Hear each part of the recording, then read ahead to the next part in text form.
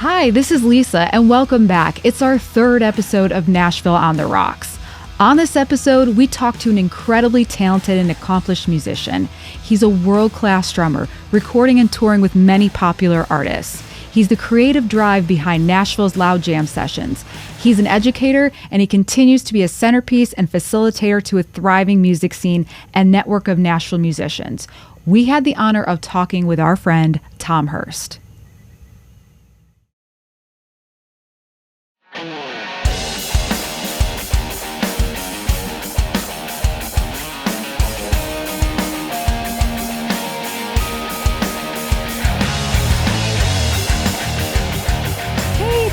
Oh my God, I am so excited to have you here on Nashville on the Rocks. I am a little nervous because this is a really big episode for me. This is my third episode, and I'm just so excited and proud to have you as my guest. I have seen you around Nashville for a few years now. Yeah.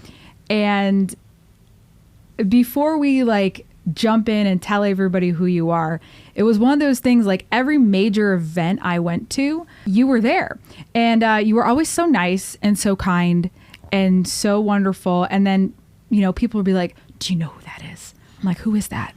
And they're like, that's Tom Hurst. He put everything together. I'm like, oh, okay.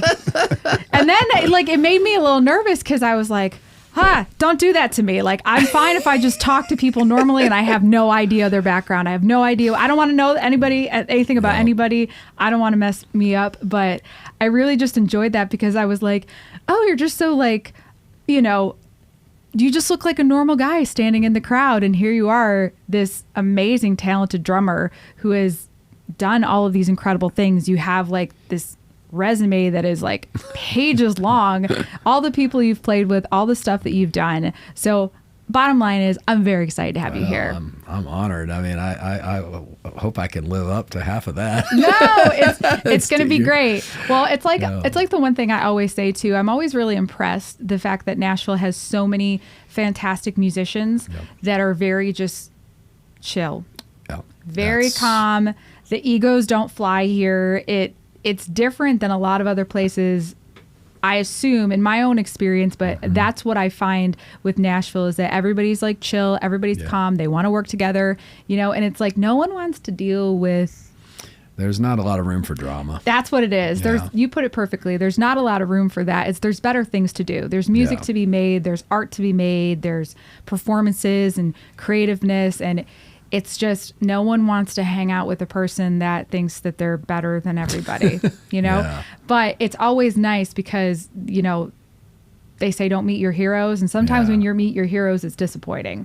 So I am still always very appreciative of that. So welcome to the show. Well, thanks for having me. I'm so honored. I love what you and Dan are doing. I think this is going to be a smashing success. I think we're doing I think we like it, right, babe? We're having fun. We're newbies, and we're learning as we go. It's a work in progress. It's like everything. I mean, you know how to stand. It gets like being. I just threw myself off the cliff. You say about the shows, all those shows you went to. Trust me, that's not me. That's all the people. I was like, hey, this would be fun to do, but I didn't know how to do it. You just kind of might as well try. One foot in front of the other. Exactly. Here you go. But I actually have quite a few questions that I want to answer you. And it took me a little bit to kind of refine them because I was like, I really wanted them to kind of showcase what you've done. Yeah. I want you to talk about I want people to know about your background and what you did before Nashville, coming to Nashville, and kind of what you're doing now. So if we could... But my first question that I think is the most important question for me that I always want to know with people is, what was your first rock album that you bought? That is funny because I actually probably didn't buy it.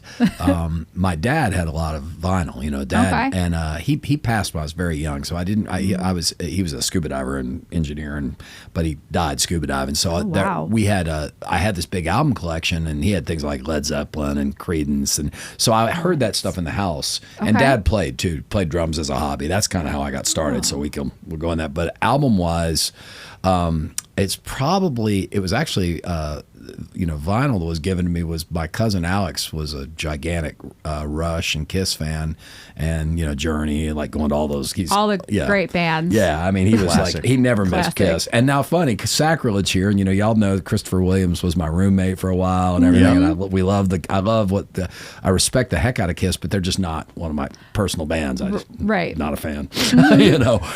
Admire them, but yeah. So I believe it was probably either, you could kind of say either it was a Journey album that had Wheel in the Sky, whichever. What album is that? I'm so dumb.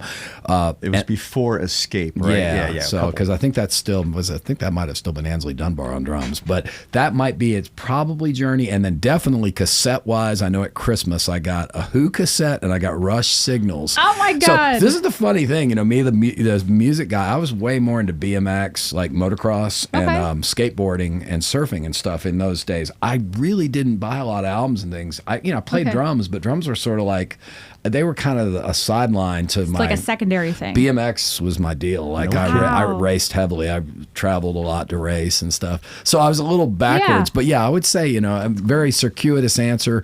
Probably in the album I definitely spent the most time listening to was that Rush Signals record. So it's not as far back as you would think. Me being 54 years old, I was a little bit of a late bloomer with that stuff.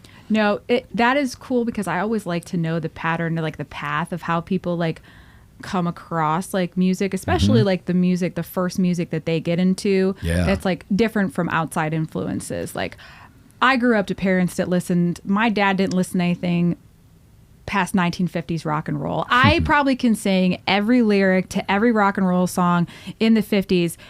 He likes Neil Diamond and Kenny Rogers. That's it. My mom listened to Air Supply and all the 80s soft rock. I was pulling from nothing. You know what I mean? I hear you. I'm always fascinated when people like come from, their parents listen to that or something. And I always think that you and Dan grew up in the best music time frame. No argument there. You did. Now, to be fair, that's the other thing, and I just thought about this because it really my earliest immersion in music was actually in elementary school, and the guy who got us started lives here in Nashville. There's a guy named Joe First. He was my elementary school music teacher. He had just gotten out of the University of Florida because that's where I grew up in Gainesville, and I think I've since talked to him about it. He said he was floundering in the job. Barely. He thought he was going to get fired. He's fresh out of college. Well, somehow I must have mentioned with my big mouth that, that I have a drum set. And I didn't even know how to set the thing up. I'm in fourth or fifth grade. Well, he talked to my mom and they said, hey, why don't we, could we borrow the drum set and bring it to school? Okay. And because we had a couple of my classmates played in their church and they grew up in the gospel, R&B, setting. Nice. So really the first music, and still to this day, the music I really love was bands like Chic, Earth, Wind and Fire. Okay. And that's the stuff he was hipping us all to because all my buddies, played in their churches. And so they taught me how to set up my drum set. Oh, that's awesome. I literally didn't even understand like where to put the hi-hat. It was just, it was like a piece of furniture in the house. Because like I said, Dad had passed and we just still had the drums. So so fifth grade is like that. And that led to me wanting to then get into band in middle school. But it's probably funk and soul bands like that were the first ones I was listening to. And then my cousin Alex moved down and he's Mr. Rush, Kiss, Journey. Oh, I love that. Yeah, I think if it wasn't for like my cousin, I probably wouldn't know a few. I think my cousin was the first person to mention like Tom Petty to me. You know what I mean? I was like, what's Tom Petty? Now that's funny. I went to the same high school as Tom Petty. Are you serious? Yeah, Gainesville High. That's hilarious. Go. Also, two of the Eagles, they went to Gainesville High. Don Felder and Bernie Ledden. All right, looks like something's in the water down there too. I know, right? Yeah. I mean, and it's funny, and again, sacrilege, man. Now, of course, I love them, but as a kid, I had no interest in Petty. I mean, we'll get into this, but I was funny. Duran Duran and NXS and the Police. My gosh. Yeah, I didn't. I was like, because in Gainesville, all you ever heard was Tom Petty, Leonard Skinner, Molly Hatchet. Because they're all from there, North Florida. Yeah, and I couldn't have cared less about any of that stuff. I get that. After now a while. I dig them. Don't get me wrong. I can fully appreciate them. No, see, and that's always where it's kind of interesting because like your musical influences that you have growing up shape you initially and then you kind of find your way with the rest of it. So having people in your family, that bring you to that path. So once you kind of start getting into like playing the drums more and you were playing in band, did you ever like have a band of your own? Yeah, as far as like a group, yeah. Yeah, like were you like, I'm going to do this like outside of school, you know, sure, for fun. Sure. The funniest thing, I tell this story, I think I've told, on something on either with friends or stuff. I actually got kicked out of a few bands because I wasn't really that committed. I was, again, way more interested in racing BMX, and I'll distinctly remember, again, Rush. I mean, that's also fun. Well, yeah, and it's just my heart was more there, and I just, it's so weird because, like, the groovy kind of drumming of like a Tom Petty and stuff always came easy to me. But playing but I liked progressive rock stuff because, again, my cousin and my buddies were all into it. So my friends are like trying to play stuff like Limelight by Rush. Okay. And they literally kicked me out of the band because I couldn't play it. I was too lazy to really learn how to count it. And like now, and this is funny, anyone who knows me now, if you ever see me on a gig, I've got drummer friends who tease me because they see me, my eyes over, I'm always reading whatever I play. If you saw me on Loud Jams, I write out everything. That's funny. Back then, I couldn't have written down a rhythm to save my life, so I'm totally backwards. And that's the thing, to play something like Neil Peart, man. You got to study. Yeah. And I was so not studious. So you're like, I'm going to get in there and I'm just going to play it. Yeah, I was struggling to play Under My Thumb by the Stones. So forget Limelight. I'm like, what, 3/4? What are you talking about? So, and the funny thing was, from very early on, I've always been lucky to have friends who were really fine musicians. Whether it's someone like Chris Nix, all these friends, through the years. Even back then, I was this guy, Stephen Wicks, rest his soul, he passed. He's an incredible guitar player, and his dad just happened to be the band director for the University of Florida. He grows up in this really musical household, and then I'm getting together to jam. But yes, so you could say I didn't really start doing any kind of band stuff. Like in middle school, I was just in the middle school band. Okay. Howard Bishop, and played my little percussion thing. And I will say, my band director there, he just had his retirement ceremony last week. Actually, Everett McCon, man, he really got me started. He was like, Tom, you need to learn. Back then it was Thomas, wasn't Tom or Tommy in middle school. Thomas. Yes, Thomas is what my favorite. If you talk to my parents, it's not Tom, it's Thomas.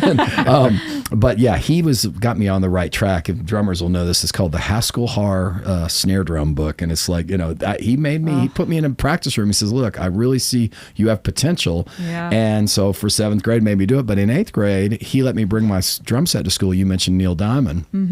We did the Jazz Singer medley. Oh my Lord. Now this is where this was the first time it dawned on me and I got serious about drums, because they put the drums up near the front of the band. Well, I'm sitting right next to the clarinets and the flutes, and girls who never gave me the time of day in the band suddenly were very interested in me when we played drum set, and I'm playing the drum set by, and I'm like, oh, this is pretty cool. So that, honestly, my motivation was like, man, the chicks seem to dig this. Well, because there's probably not too many girls out playing BMX, you know what I mean? Well, so you get to hang out with them more. At the races, and I mean, skateboarding, everything else I was doing is a bunch of dudes. That's so funny. Yeah, I think, and then of course, as you moving on, that definitely became the motivation in high school too. Like, wait, if I play the parties, I get to meet the girls. You're definitely not the only. You're not the only guy that ever figured that one out. No, that is too funny, babe. Why did you become a singer?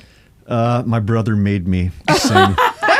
He's like, get out there and sing. I don't care if you're scared. Dude, I was like sick to my stomach to play a keg party on drums. I couldn't imagine having to be out in front. I literally almost threw up. And again, it's because I had to play Tom Sawyer on this. I could barely go. And you're just putting it all together. Yeah. So Oh, by the way, I was only kidding about my brother. I loved singing and everything. I don't want my brother to see this and go, hey, man, wait a minute.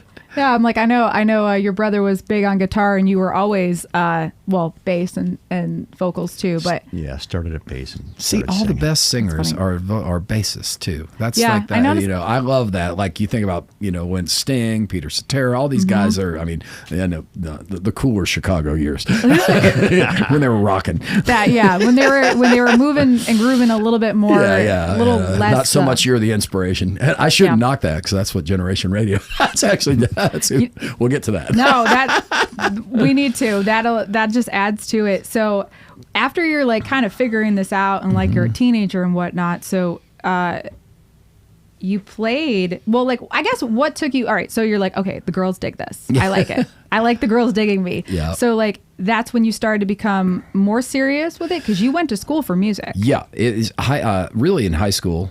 Still was big on the BMX thing till I was about 15. I mean, I was racing like, you know, in the Southeast and like, you know, I had finally gotten good. Your mom must have almost had a heart attack. Oh, yeah. She was always, well, you know what the deal was, is that I was saving. I was mowing lawns like a fiend when I was my son's age now, like 11, 12 years old.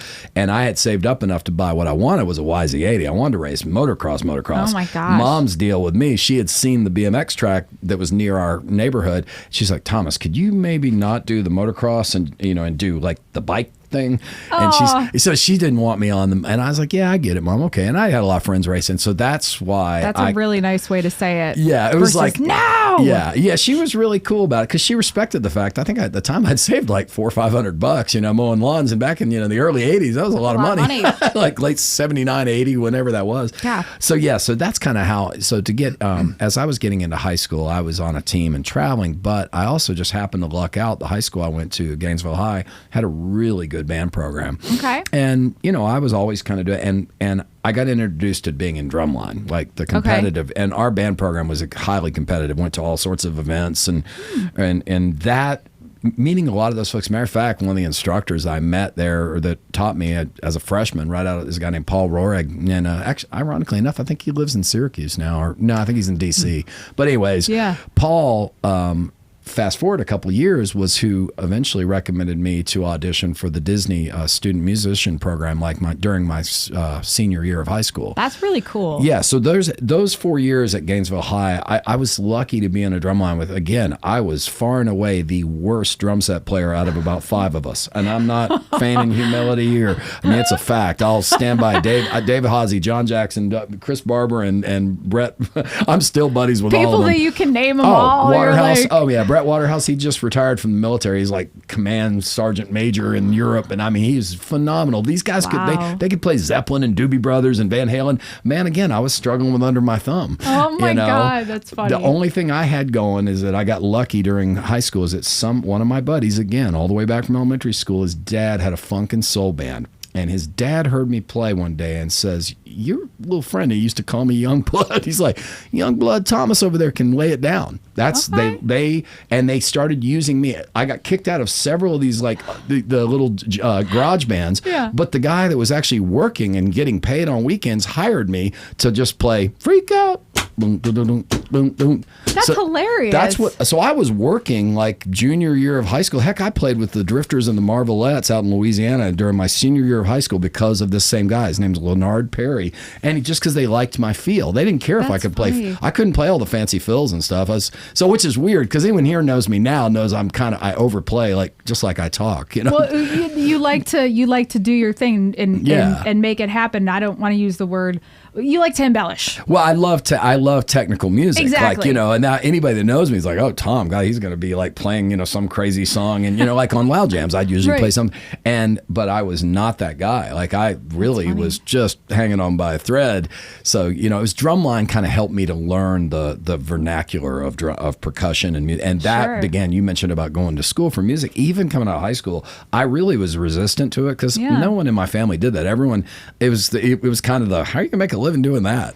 You know, it's like everyone in my family had more degrees than a thermometer. You know, it's like, you know, Mom's like, that's great, you can play the drums, but what are you going to actually do to pay the bills? Right. She's like, how are you going to make money? Well, and that's Disney pops up.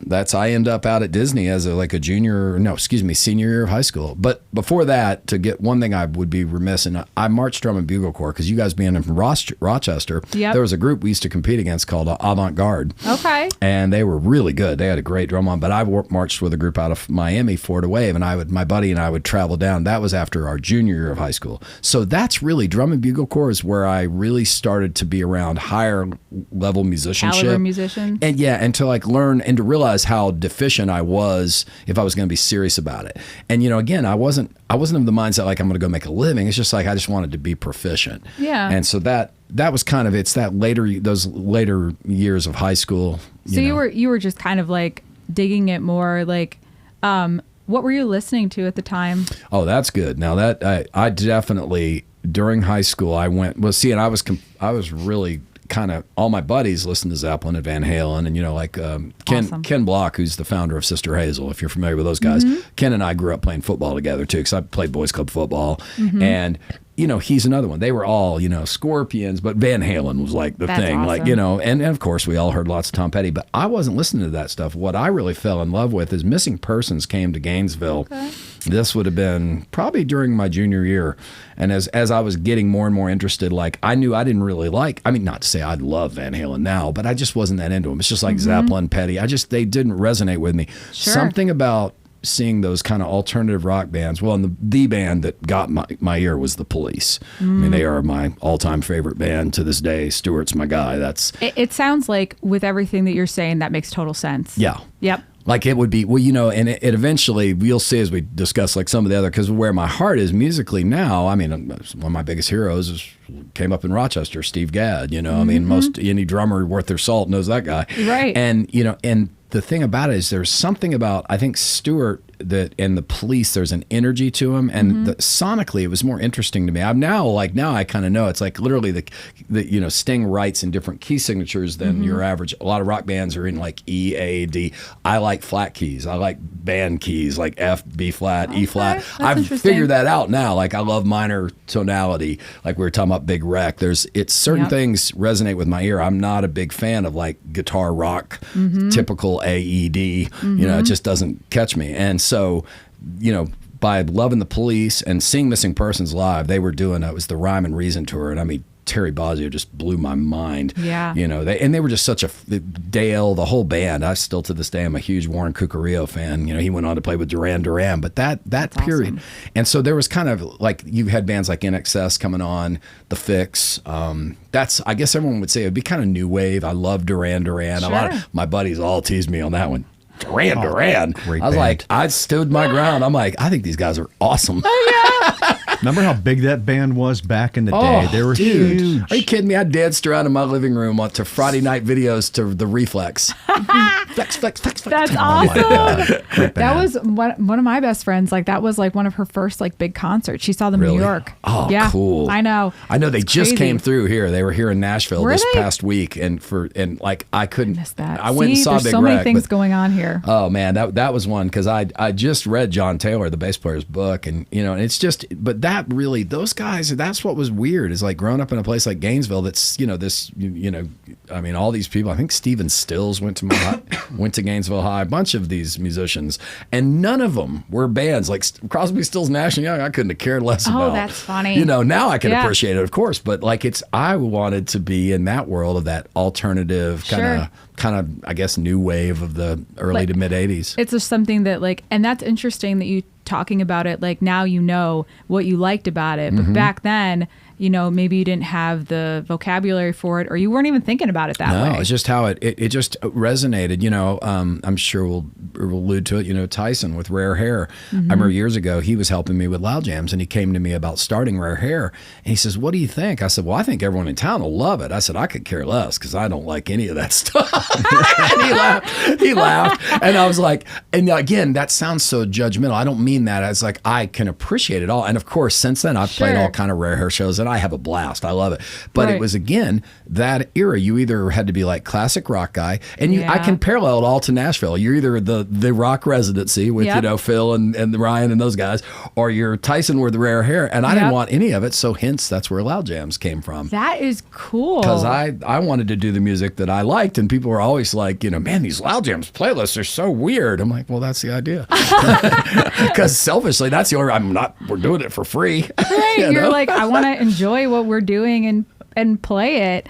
So that's what got me rolling though in high school. That that's music cool. kind of moved me, and and then being at of course in the drum corps thing leads to being out at Disney World, and that's where I started to meet like high end musicians. That has got to be an experience that one could only have living in Florida. I mean, not to say that like I know people throughout years like that like went down to Disney to do various things, but I would assume that if you're there, it's it's like somebody who grows up here. Exactly.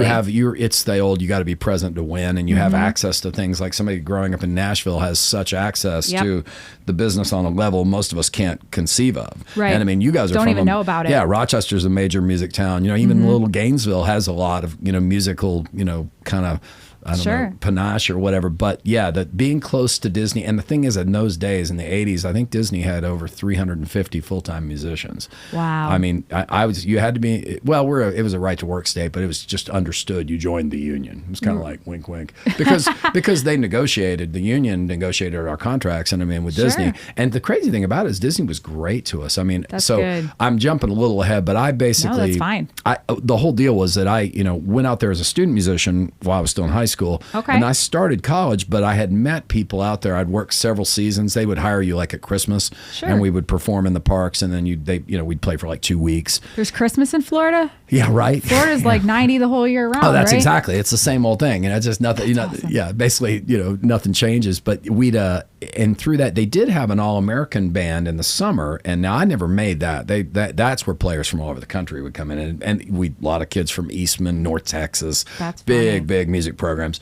But I sort of backdoored it being in that student program. And a couple people that knew me from that, when an opening came up in one of the full-time bands at Epcot that was like a working professional group with benefits, they all called me down there. They didn't call me Tom or Thomas or Tommy. It was Jethro.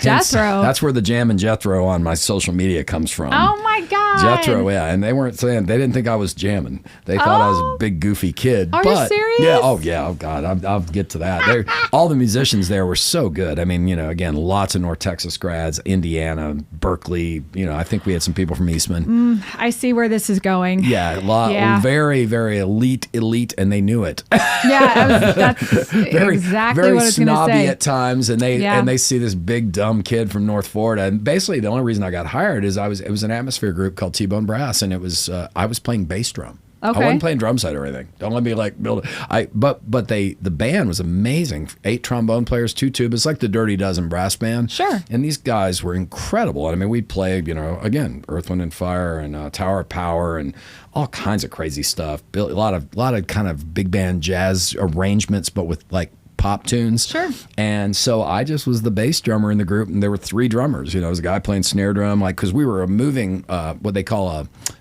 us atmosphere groups. Okay. And we'd do 6 to 7 sets a day, 5 days a week. I mean, between 10 in the morning and 5 in the afternoon. It's like a lot of playing. Yeah, but the sets are like 20 minutes. So I mean, it's the crazy easy job, other than it's hot as hell. Right. Yeah. You're probably melting. Well, that's it. That's the only thing. And thankfully, they wanted young, kind of exuberant guys, and they paid great. We had full benefits. That's awesome. Killer benefits back then. Well, and that's the thing, when you're so young and you're coming out of like high school and you're like, wow, I'm just playing drums. And I've done 1 year of community college. That's funny. The rest of these guys in the band all had at least a bachelor's degree from some big music program, if not master's in music. Wow. So you can imagine, they're like, wait, this kid makes the same money I do?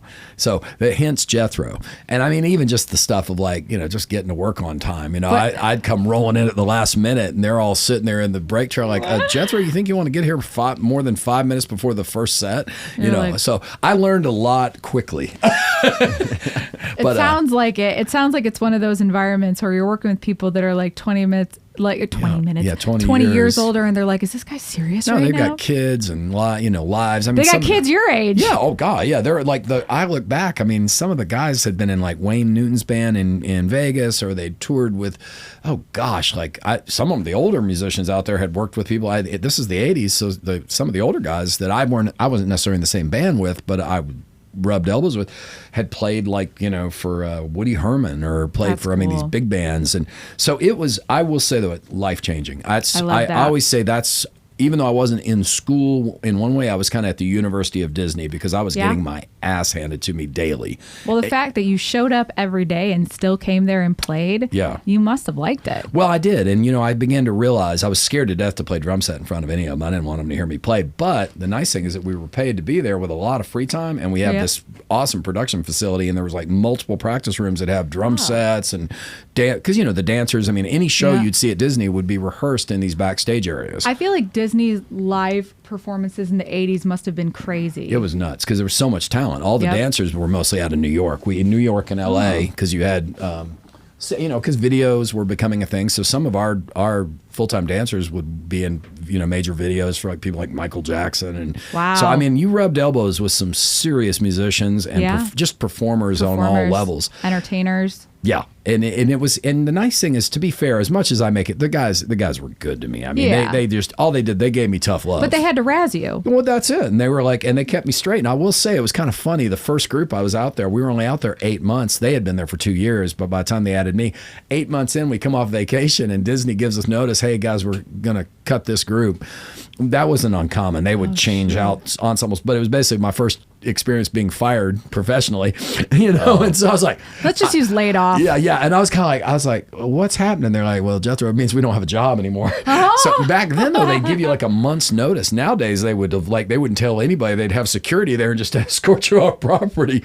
Cause be worried somebody's going to go like postal or something. But to be fair, the company was great, and all the guys knew like that we would be hired in other bands. There'd be opportunities. They're just like retheming, reorganize, moving things around. Exactly. So how long were you at Disney then? That first stint was just that 8 months full time. And so I went during that time. Once we got laid off, as luck would have it, the University of North Florida's big band came through doing like a promotional they were on a promotional tour recruiting kids. Sure. Well, the head of that program used to be at North Texas. There's a guy named Rich Madison, and he had taught a lot of the guys in my band. Okay. So when they came through, it was like a faculty band, and so our guys knew all of them. So they came and hung with us, and they all, to a man, are like, Jethro needs to go to school. Oh, that's funny. And so Rich on the spot had me play for him. He's like, you're okay, kid. He says, you need to work on your reading. But, because he put a few charts in front of me for stuff they were doing.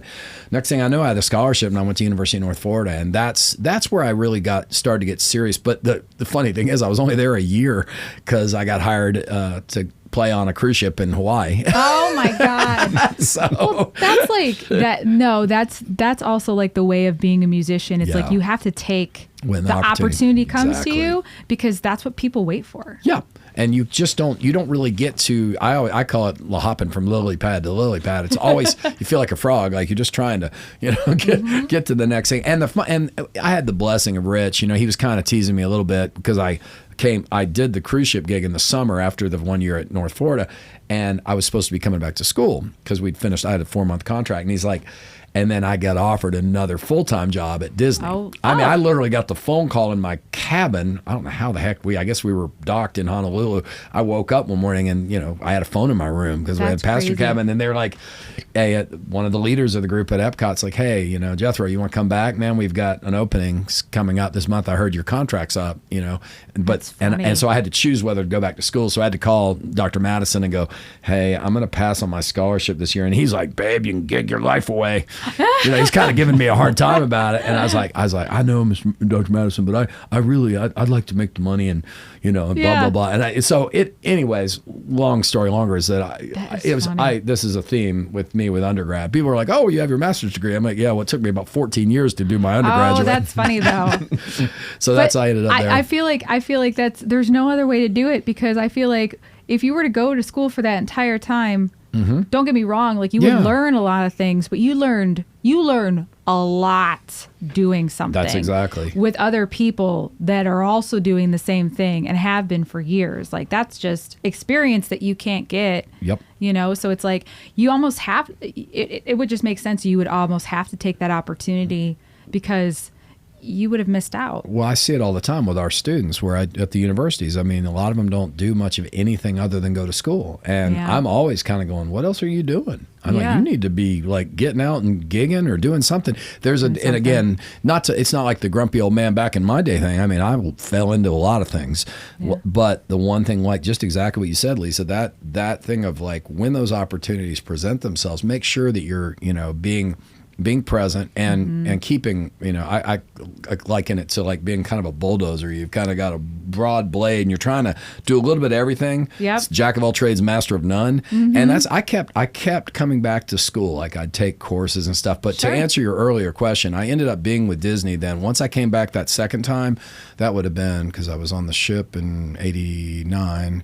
And in the middle of all that, I'd also marched another year of drum and bugle corps with this group, Suncoast Sound. So, because when the first band got laid off, I was open for the summer until I went to UNF in the fall. And my friend out at the Parks, who's still one of my business partners to this day, John Campese, is like, "Hey, Jethro, aren't you like 19 or something?" I was like, "Yeah." He's like, "You're still young enough to march drum corps, aren't you?" I'm like, "Yeah." He says, "We need a snare in Suncoast." I said, "I'm not paying to march drum corps. I've been getting paid to play music." Now I was all cocky. And he's like, "I'm not saying we'll figure out the money thing. I'll pay your dues, or I just need a guy in the snare line." Oh, that's funny. Okay. So that summer of '88, I marched. Then I went to North Florida. Then I went to Hawaii in '89, and then came back to Disney in the fall of '89. And from then till almost 92, I was full-time out in the Parks. Okay. A band called Future World Brass was what I came back, and then eventually got asked to move over in a group called Future Corps. Future Corps was kind of like an all-star drum and bugle corps group of guys. And that's a cool name. This John Campese I'm talking about, he was the snare drummer in that group. So they brought me over again as a bass drummer, but now I played 3 bass drums. Oh my God. We're like if you see drum corps, it was very high energy brass, and that's a lot of the bands at Disney were because they're easily mobile, and you can move around. They would be brass bands rather. Now we of course had you had combo groups with drum sets and guitars and stuff, but those were mostly associated with the shows. Okay. I worked more in the atmosphere side. Okay. But all the while, while out there at Disney, that's where I began to get into the local rock scene in Orlando, because I was getting out and I'm meeting people. Yeah, I'm 21, man, making all this money. I was partying my ass off. I was like, I didn't know what sleep was. You also didn't need sleep then. No, the joke was they knew where to find me. I'd be on one of the couches in the break room between sets. I'd sleep during the day. I'd sleep, and then they'd be like, "Jethro, let's go, next set." 5 minutes before set, I'd pop up, and I didn't realize I was training for tour bus life. Yeah, that sounds like it. Well, and at that point, that's another word. It's funny now. If you say tour bus to me right now, I cringe. I see them on Sunday morning coming in. I'm like, ugh. Yeah, with their trailers behind them. I've spent too much time. But at that time, man, I wanted to be on the road so bad. Of course. And here I am with this great job. If I had realized, I'm getting paid like killer money, paid vacation, and I could still gig at night. That's awesome. But I didn't know. I was like, I'm going to go on the road, man. So by 91, I was pretty much, me and my little rock bands in Orlando, we had our band. We were going to go on the road, so I quit Disney. That's crazy. And I just bought a house too. I bought a house like three months prior. It's almost like doing it backwards. You're like, I'm going to buy a house, and you're like, I'm totally quit this job. I'm going to go on the road. And people are like, you just bought a house. You're like, but I want to go on the road. Yeah, and I could barely afford to live in my own house, so that's why I had a whole bunch of roommates. I rented to half my friend base. I'm like, hey, do you need a room? That's actually not a bad idea. That's how I kept that house for 6 years in Orlando. Oh my God. Yeah. So when you got with your band, and you mentioned it was like, so this would be the early 90s or something. Mm-hmm. 90, 91. Kind of like getting into the height of the alternative music scene. Well, you know what is funny is that the hair band world was kind of dying off. For us in the Southeast, there was this big scene. It was really Eastern U.S. I think they called the A circuit. I don't know if it was up y'all's way, but it was, you had a little bit before my time. Yeah. What do you think, Dan? Dan might know. Do you ever hear that, Dan? Like the A circuit? They were like these rock clubs all over the Eastern U.S. Oh. I would play as far north as Michigan with this band. Ironically, this is funny. You know what the band was called? ISIS. ISIS? Yes. Oh, man. Long before the terrorists. So I didn't even think about that. I'm just like ISIS, like the Egyptian god. That's what it was based on. That. And there's funny, there was actually a cool metal band, I guess, that came along later in the 90s or 2000s. So people they'll see my resume. If it says something about ISIS, they're like, you were in ISIS? I'm like, oh, no. I'm like, no, obviously not the terrorists, and no, not the metal band. So my God. This was like a band. We were basically a cover band that had bad originals. But Dan, I think you've met Jeff Coffey. That he's done loud jams with us. He's a great singer, bass player, but did a lot of the drummer. I know the name, and I must have met him. If y'all ever saw, when we did, he did the Van Halen and the Police drummer jams. He did a lot of the Police songs. He sings just like Sting. Well, he went on and got the gig as Chicago's lead singer. That's right. That Peter Cetera spot. Oh, no. Jeff is my friend from Disney. We started out as student musicians together. Oh, my God. And so I'm jumping ahead, but that's the reason Jeff was up here doing drummer jam and stuff is I had invited him up to do wild this jams. is natural part of the conversation. Yeah, like let it flow. Good. Well, I think that Jeff and I were out at the Parks at the same time, but I think he'd gone to Stetson at the time. He was actually a trombone performance major. I didn't, unbeknownst to me, I didn't know he sang, and I knew he played bass, but I had no idea he was the kind of singer he was. Sure. But people keep their little hidden talents like that. And he's a real unassuming guy. Like, he's an excellent trombone player. I knew him for that. But he was one of the few horn player guys who was cool to me and was a friend. He was my own age. He wasn't like, snotty like all the old guys. I mean, I'm always very candid. I tease those guys about it to the day. I'm like, the jazz snob, jazz police.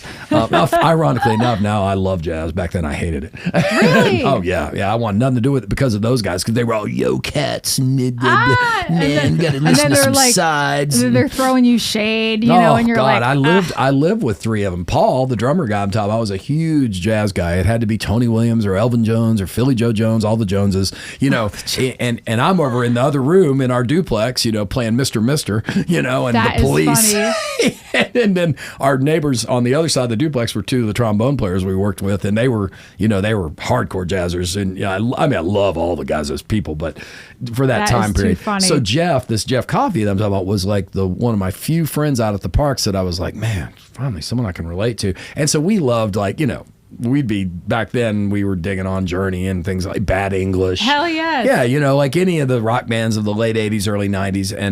And like you said, that the alternative thing was coming on, but we're typical musicians. We were following the thing that was on the downslide. We were going to go be this A circuit rock thing that had been happening in the late 80s, but was already dying. By the time we decided to go on the road and got like a booking agent, we were basically playing the dying scene for 91 and 92. While alternative rock was taking off. Right. So this band, ISIS, we'd play anything from Toto to Pantera to Ugly Kid Joe to, Neil Diamond eventually. That's funny. That's funny. It was weird because we lucked out. We had this great singer, Kevin Williams, and then Jeff was playing bass, and he's a great singer. And so some agent, I forget his name, Joe Gatta, it doesn't really matter, but there was an agency called Showtime out of North Carolina, took a liking to us. We couldn't get arrested in Florida. No one would do anything, but these guys in North Carolina liked us. And man, to their credit, we went from starving eating ramen to where we became kind of like the band on that circuit. Wow. And if you know who Damon Johnson is here with Brother Kane, absolutely. It's where I met Damon way back. They hadn't even started Brother Kane yet. He was just playing around Birmingham. So it's from that time period, early 90s. So when you asked me in one of your questions, we were kind of talking about like with rock and what albums. I've always said that I actually started out to go like very aggressively by that point to be a rock, progressive rock guy. Because I thought I came across that somewhere. You talking about it. Oh gosh, yeah. We were in that band. We'd play all kind of Rush tunes. We played a lot of, like I said, we played Toto. You set it out to do it. You're like, I'm gonna do this. But it just sort of didn't. It wasn't in the cards because all my singer songwriter friends, like the guys from Sister Hazel or the band we'll talk about, House of Dreams, that brought me here, they were all like Kenny Loggins and James Taylor, and they'd always want me to play drums for him. So but during that same time period in the early 90s, Jeff and I were touring like crazy. We'd playing 5 nights a week in different bars from southern Michigan, Dayton, Ohio, wherever. And just getting burned out. We realized after 2-3 years, like, this is going nowhere. And we knew our songs weren't very good. We had recorded an album or two and they were terrible. The guys were so convinced, man, this is a hit. It's like, listen to someone down on Music Row talk about that. And I was like, I don't think these are very good. So it became, but I had these friends I'd grown up with in Gainesville, like I said, Ken and Andrew from Sister Hazel. But before them, it was a guy named Jack Sizemore and Britton Cameron. Britton still lives here. Jack used to live here, but he's in Jason Aldean's band. So if you see Aldean, Jack's the bald shaved head guy playing guitar opposite Kurt. And I actually did see Jason Aldean play a small private party back in 2016 or maybe it was 2015 for CMA Fest for Acme. Sure. It was for his fan club or only the people that had certain things, but I got up there and saw him for a little bit. Yeah, so. Jack would have been there. I think Jack and I were working with Chuck Wicks till 2012, 2011, maybe it was 2011. I forget when Jack switched over to Aldean's band. Well, see, that's the crazy thing is that like you can remember the people that have helped you along the way so well. And then the people that you grew up with in Florida, like like you said, there's something in the water down there too. You know what I mean? Because it's like all these people are still playing music nowadays. Yeah. That doesn't happen very often. No, it's a funny thing because I mean I don't have any ties to the Petty camp or anything other than I worked for Stan Lynch, the drummer from Tom Petty, from the original Heartbreakers. Stan would hire me to, as he says, he doesn't work in the mailroom. That's what he calls playing drums. So, and that's actually through Chris Nix. Chris and I both would do work for Stan way back in Florida, just like regional, like what do they call those, custom projects? Basically some act that Stan might be producing. But yeah, that's the traditional things. Friends hear me being from Gainesville, same high school. They assume I have some ties. I'm like, no, I met the Skinner guys years later being up here, opening for them when I was in Tracy Lawrence's band and playing with Sister Hazel, but I'd never crossed paths with any of those folks. Yeah. It was just like you said, there just is it's a very fertile, because University of North Florida is in Jacksonville. Yep. And while I was in school, even that short stint there, the 1 year, I had friends that were in this reggae band. Well, the drummer for the reggae band also played with one of the Van Zant brothers. So nice. It's like you're always you were circling around. And between there, Orlando, and Gainesville, and even Tampa, I was just lucky to be around a lot of good musicians. Well, and I think that when you're circling in a scene like that, it's no different than circling in Nashville, because it's like you're what is it, 6 degrees of separation, but it seems like it's less than that. Yeah, it's like 3 degrees of separation. So it's like you get a chance to run into people over and over and over again, and if they can rely on you,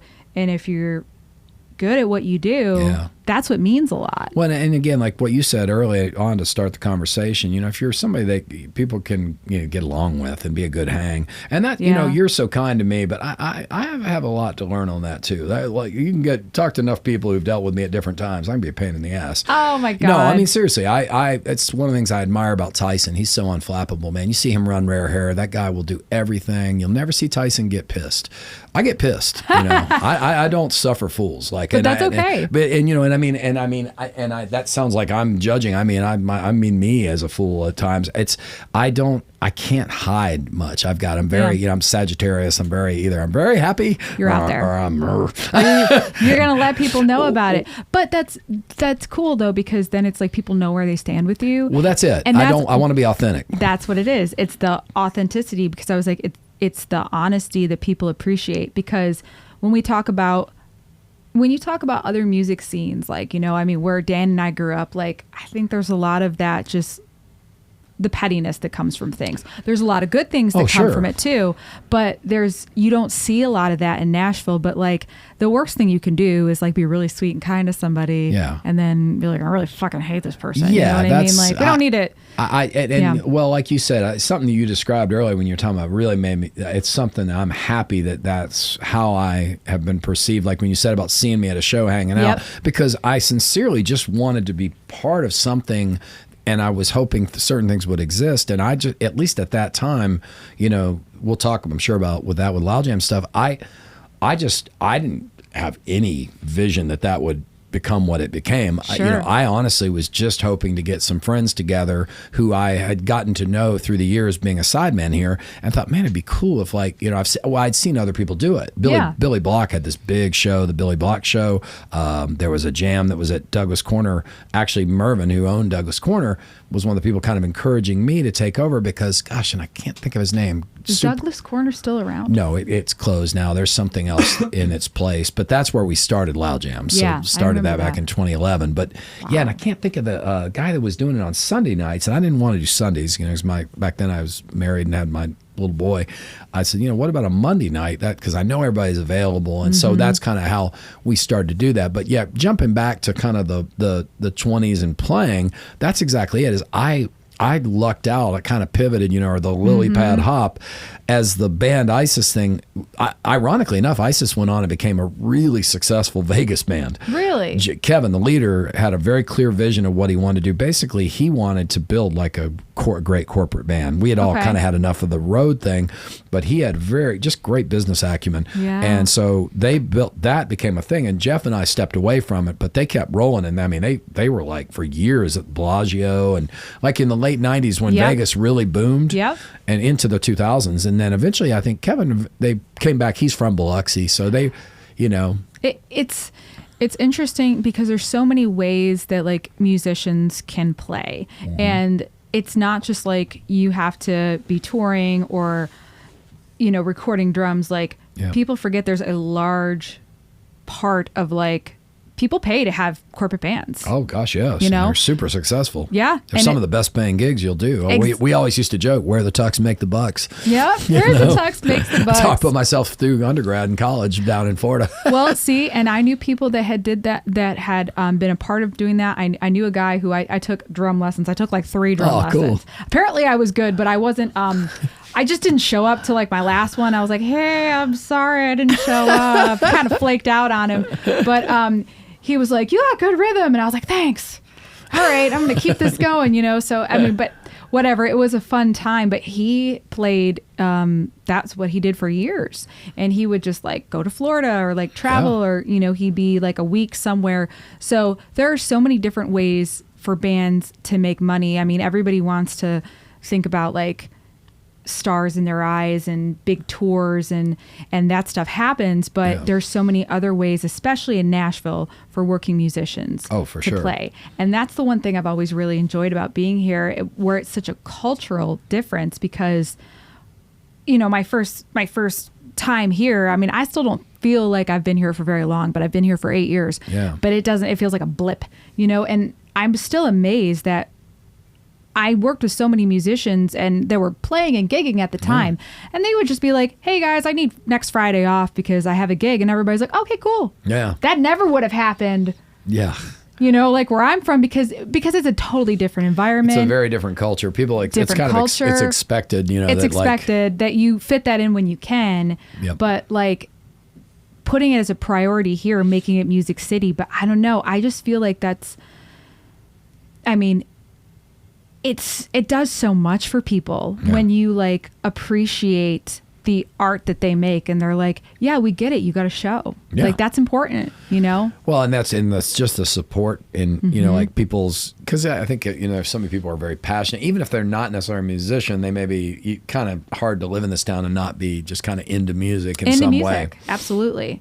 So how did you, so you're in the 90s, you're playing, you're touring. Now you're kind of getting over that. Did you come to Nashville immediately? No. I actually as the one scene died off in about 93, 94, the original band scene, really in the college, which is where I would prefer to be. I realized I was like, you know, again, at the end of the day, sometimes motivated by girls, I was like, man, there's like way more pretty girls at these college shows.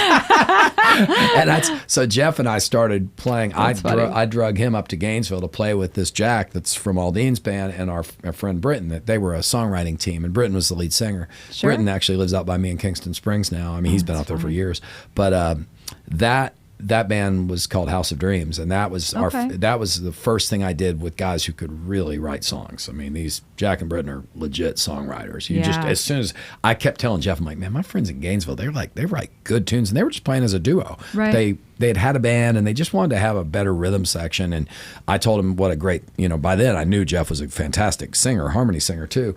And they're like, well, God, that'd be perfect because Jack and Britton are excellent. So we started going to Gainesville all the time and then playing them, and they got a record deal with a independent band, label, Ichiban out of Atlanta.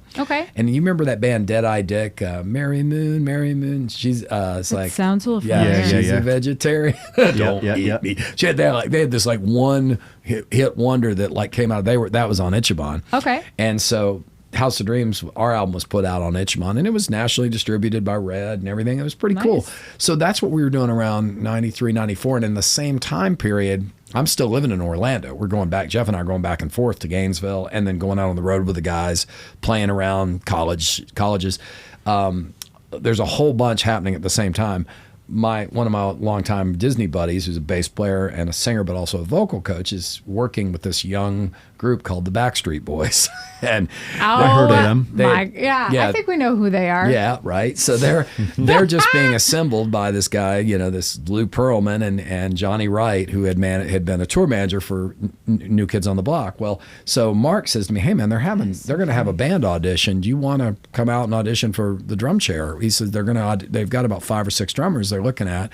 He says, your name came up, because they thought it's kind of up your alley. I said, yeah, okay, yeah, sure.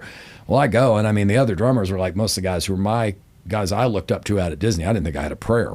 Oh, so you knew some of these drummers? Oh, I knew all of them. They were all like, I could name them even now, and they were like killer. They're the show drummers. They're the guys playing drum set at the park back when I'm just playing bass drum. Yeah. So I thought, I don't have a prayer, but what the heck, I'll have fun. Sure. It's a classic example of what people in this town growls about when you get guys maybe my age and see some 25-year-old get a gig. Why did he get it? I've been doing blah.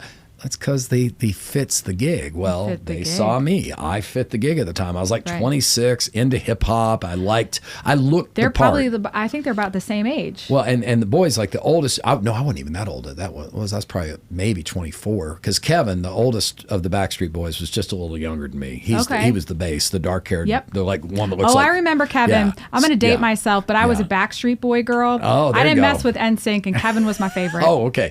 Well, I got many a story. Kevin was my running partner because we were close in age, and Kevin actually would come over to the house because the other guys Kevin was done with school. The other guys were still having the tutoring and everything. In what, high school?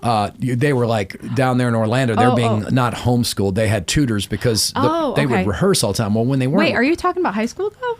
Yeah, this is when they would have all been high school. They were in high school? Yeah, they were just hilarious. The boys. Oh yeah, Nick was only 13. Oh my God! When I worked for him, Nick was the youngest, obviously. Oh, that is funny. Yeah. I had known Howie from another youth group thing I'd been involved with in Orlando with the Magic Drum and Bugle Corps. Howie, they'd had an outreach thing, and Howie had been one of the singers. That is funny. So when I went to the auditions, Howie saw me. So there's that. Oh my God! Another connection. Yeah. So I did not get the job because I was the best drummer. Matter of fact, our percussionist, she had auditioned for the drum chair too. And she's a pretty good drummer, fantastic percussionist. Her husband, though, mentioned in sync, her husband was Billy, it still is, Billy Ashbaugh. Her name's Jenny Ashbaugh. Billy, her husband's a bad ass, and like they love him, but he was on tour with Turbo B. Remember, it's getting kind of hectic or whatever. Yes. He was over in Europe, so he wasn't available. If Billy had been available, I would never have gotten the job. You think so? Oh, yeah. I know so. He's like he's so much better than me, and at that time especially, and had tons of experience. Oh my gosh. So all I ever heard from Jenny's wife, Billy were here. I was always like, Billy was here. I was like, well, thankfully he's not right now. So, but fast forward, Billy eventually became NSYNC's drummer. Oh, that's hilarious. Because NSYNC was a little behind. Yep. Backstreet was developed first, and they were the NSYNC guys. What's funny is I never knew Justin, but my roommate Chris did. They worked in a group together called High Tones. Okay. Joey Fatone sang in it out at Universal. Okay. So and then Justin and I think maybe Lance, one of the other ones, but I never knew those guys. And the funny thing was, I was a sub out at Universal too. During this same time period, from 94 to 96, I was doing a whole bunch of different things. The House of Dreams band, Sister Hazel was developing, so I was playing with them. Okay. I turned down being in Hazel because I was so busy with Backstreet, and I got them their drummer Mark, who is still their drummer to this day. Wow. Mark had graduated from North Texas, and I told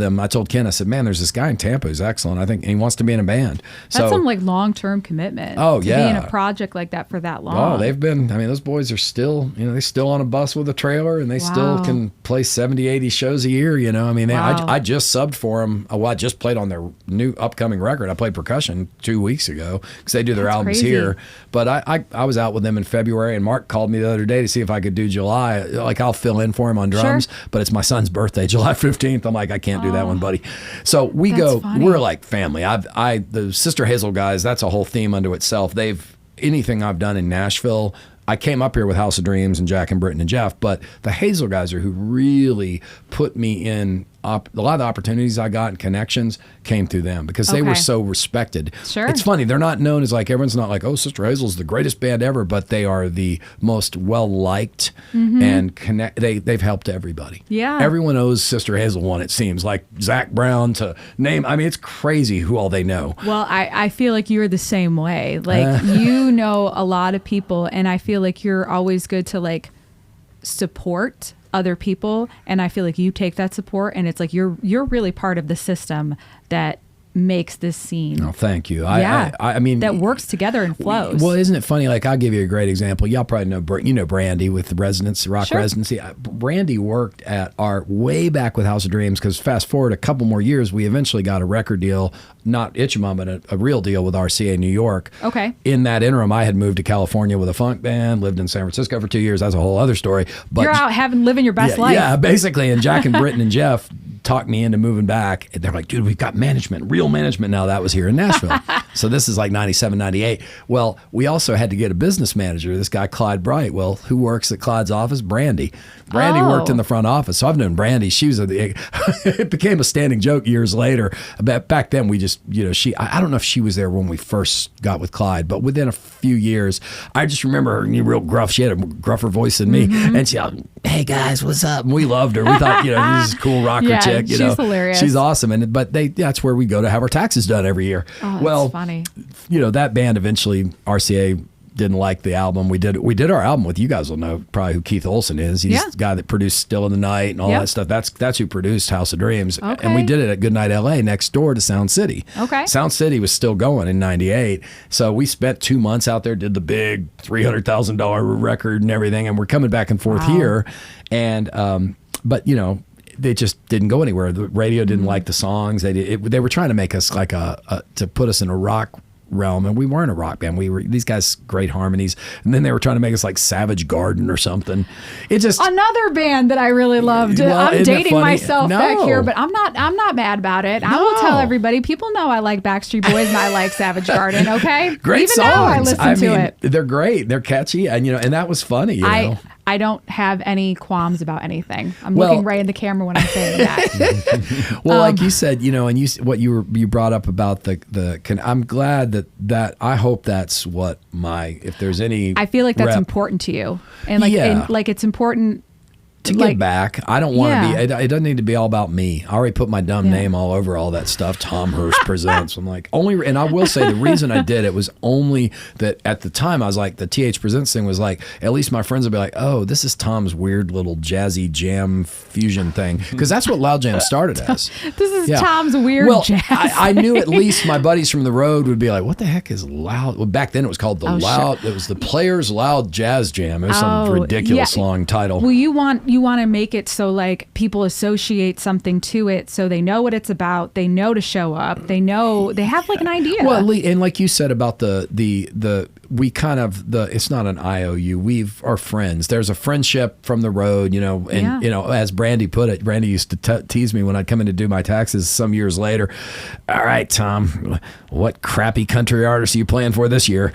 Like she always, because that sounds just like her. It's totally. That's sounds exactly like something she would say. Well, when they started the residency, and I mean that's the thing is I always said, I joke with her. I was like, I wish I could be in a cool band, Brandy, but I just keep getting hired by the not so cool. And again, not to bash anybody I work for. I'm so thrilled, but you're like, I just keep getting hired by country artists to have money.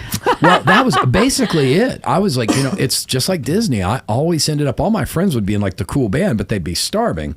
I always had a job. Yeah. I will never, there's the things that like, I'm like, man, nobody's going to blame me to say like Bucky Covington's the coolest dude on the planet, like as an artist, but he's a sweetheart of a guy. And the guy employed me for 2 years. And I mean, I think I played probably 130 shows with him in 1 year. And because of that, it like makes you appreciate him so much more. I would think. Oh gosh, and as a friend, we couldn't be from more different backgrounds, just like Tracy Lawrence. I mean, we're from two totally different worlds. Tracy's like family to me, man. He was so good to me, and that's so it's kind of funny how circuitous it can be. You don't choose your path. It's sort of it chooses you. Yeah, like you kind of show up for it, and then what happens from there.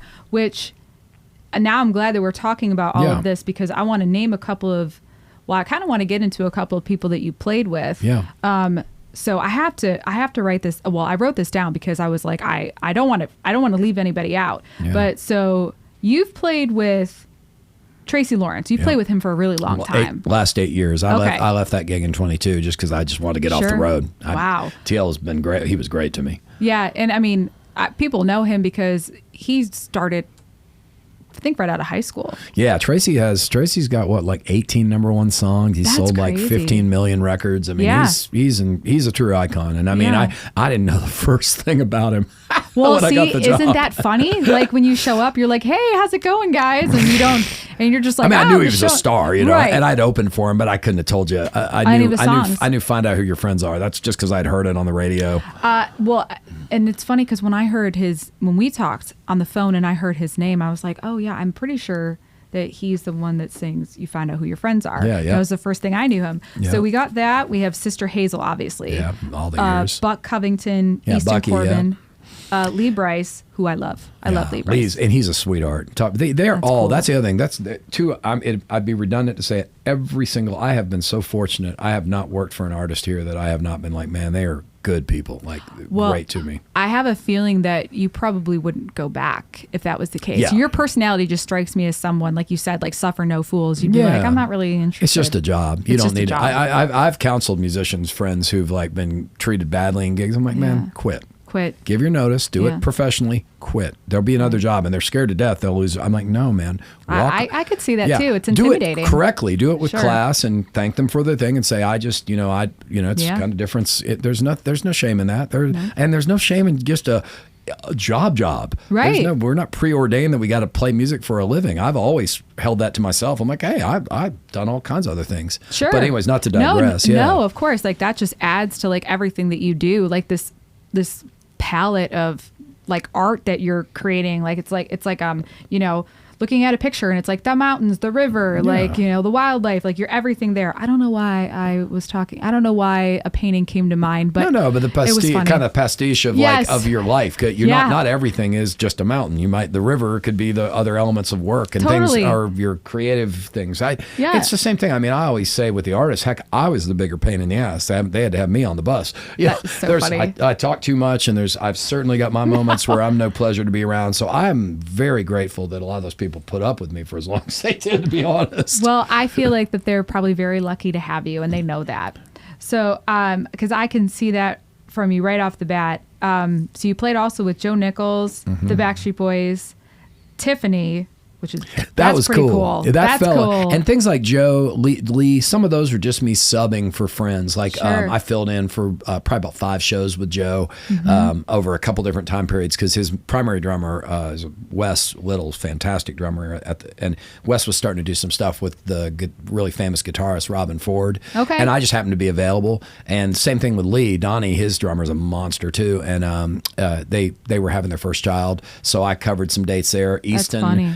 David Black got hurt, who's one of my best buds, and like right at the beginning of the Carrie Underwood tour, they were literally starting that next week. Was he playing for Carrie Underwood? Yeah, he was playing for Easton Corbin, and Easton was. And they were playing. They with were Carrie. the middle act. I got you. So Easton was the middle act, and there was a group called the Swan Brothers from Off the Voice. They were the opener, and so I ended up doing that entire Carrie tour. And what was that? That was 2016. It was between my 2 stints with TL, and so I think I was out. We did that for about 4 months, probably about 40 some shows from basically August through the end of the year. Okay. So that was cool. And see, Easton's from Trenton. He's from right outside Gainesville, Florida, and went to the University of Florida. Okay. So we really hit it off. I knew one of his grandfather's best friends had been my neighbor. Like That's funny. Yeah, it's crazy, small world. So there's people like that. And Tiffany was totally out of left field. How did that happen? I mean, that's just weird. 2012, right before TL hired me, I wasn't very busy. Chuck Wicks said we weren't doing a whole lot, and I was just freelancing. And my neighbor down the street here in East Nashville and over in Inglewood is a guy named Dave Cohen. Everyone knows him as Dave Ross Cohen. He plays on everyone's records now. Okay. But at those days, he was still in Joe Nichols' band. Oh, okay. And we're just buddies. We knew each other from the road and, being in the neighborhood, we'd walk dogs together and stuff. He one day calls me and goes, hey, man, you want to go to Singapore? And I'm like, yeah, that'd be fun. And I was like, that sounds cool. And he's like, well, man. So you're like, man, that just came in out of and he's like nowhere. He plays it so cool. Like I really didn't get it. He goes, yeah, there's this gal that's she's got a show over there, and we'll play with a couple other acts like Howard Jones and Wang Chung. And I was like, oh, that's cool. He says, yeah. He says, but she'd like to meet you, so because she likes to kind of meet the people that are going to work with her. I said, sure. He said, we do a couple rehearsals and then fly and do the show in Singapore. I'm like, heck yeah, that'd be neat. Yeah. No big deal. So I go down to Bongo Java in East Nashville in the 5 Points to meet this girl, and she comes in. We get talking, and I don't think anything of it. I forget why my son's mom, Heather, had to drop something off for me. So she comes in. Wait, you met her and you didn't think anything? No, it's even better. It's like I'm sitting there, clueless. Okay. Heather walks in and looks and goes, and I'm like, what? And she's like, Tom, you didn't tell me. She's like, Tom. And well, you weren't a girl in the 80s At either. that point, Tiffany goes, yeah, I don't think he figured out who I am. She says, she's like, it's really refreshing. and I went, oh, like because she had introduced herself as Tiffany. I just didn't recognize her. She doesn't look like, she was a teenager back then. Let me tell you something too about Tiffany. Girl is a soul singer. Really? That girl can sing. Like, awesome. Janelle Means, Rachel Rodriguez level singer. Wow. And matter of fact, her backup singer, if y'all know Jennifer Friend, Jennifer's like killer. She's just like Janelle. And for people that don't know, if people are listening to this, Janelle Means and Rachel Rodriguez are two like very talented, soulful singers that play a lot in Nashville. Two of the most respected in town, Yes, absolutely. Janelle has her show Soul Vibes, which she built that really, like, she's so cute. She asked me years ago, Tom, do you mind if I start a show? I'm like, mind? I'm like, it isn't my call. I said, can I play on? But that sounds like exactly how she would say it too. She's so sweet. She's, and she was killing our shows. And by then I think she and Rachel were kind of coordinating our vocalists, because Yvonne had been doing it. And and that's exactly it. Tiffany is of their ilk. Like, she's like, walk into the rehearsal, no warm up, drop her handbag and jump in and start belting and nailing. Everything. Just killer. And today, Tiffany's a talented lady. And so I felt like a total dolt. I'm like, oh, you're that Tiffany. And so, well, funny enough, fast forward a little further, and Tiffany's management calls Dave and says, hey, do you and Tom want to double dip? Wang Chung needs keyboards and drums, because the guys in Wang Chung play guitar and bass respectively. Okay. And, unbeknownst to Dave, I've mentioned, remember, In Excess, The Police. Another one of my favorite bands was Wang Chung. Oh, that's so funny. Everyone's like, everybody have fun tonight and dance hall days. But I love like Warmer Side of Cool. I knew Wang Chung. You knew their songs. And I was into them. And so Dave's like, damn, Tom, I didn't know that. I got all fangirl. He's like, you really? I said, dude, I love Wang Chung. So we get on back. And back then, funny. Zoom calls weren't a thing very much, at this time in 2012. We did a Zoom call or whatever it was, Skype with them. I think it was Skype. Zoom didn't exist yet. And I'm like beside myself. I'm talking to them like this. And so Dave tells him, he's like, Tom's already learned, because they had sent us charts. I learned like every single song. We're only going to play with them for 45 minutes. That is funny. I could have done 2 hours with them. And so when we got to Singapore with Tiffany, we had rehearsed with her. Well, we had to rehearse with them. So he and I are like, running on a couple hours of sleep, and they drive us to some industrial rehearsal park in Singapore. And I walk in and meet the guys, and we're Nashville musicians, man. You learn the material. Yeah, you learn it. And Dave is a monster musician. And so, we're just playing one song after another, and you look at them, and finally we've played through their entire set, and we never stopped once. And they looked at it, they're like, and that's, and I can't do the English accent thing. They're like, you lads, something about Nashville, you guys take this serious, or something. I forget how. You're like, well, I hope so. And it was so cool. So then they're like, well, is there anything you'd like to do? Because we're good. We'll be great for the show tomorrow night. And Dave goes, I'm quite confident Tom probably has a few. And I said, can we play Warmer Side of Cool? Then I'm like, you remember the one you did for the movie? And I forget now. I can't think of it. It flew out of my head. So they were, and man, those guys talk about class acts too. They, after honestly, as much as I love Tiffany as a person, I was more excited about the Wang Chung music. Well, because you have like a memory and a history, you have all that sentimental nostalgia. Me. Yeah, and the music that moves you. So how many shows did you do in Singapore? Just the one. The one. We flew in. It was kind of high pressure. It was like 10,000 people singing every word. Howard Jones was the headliner.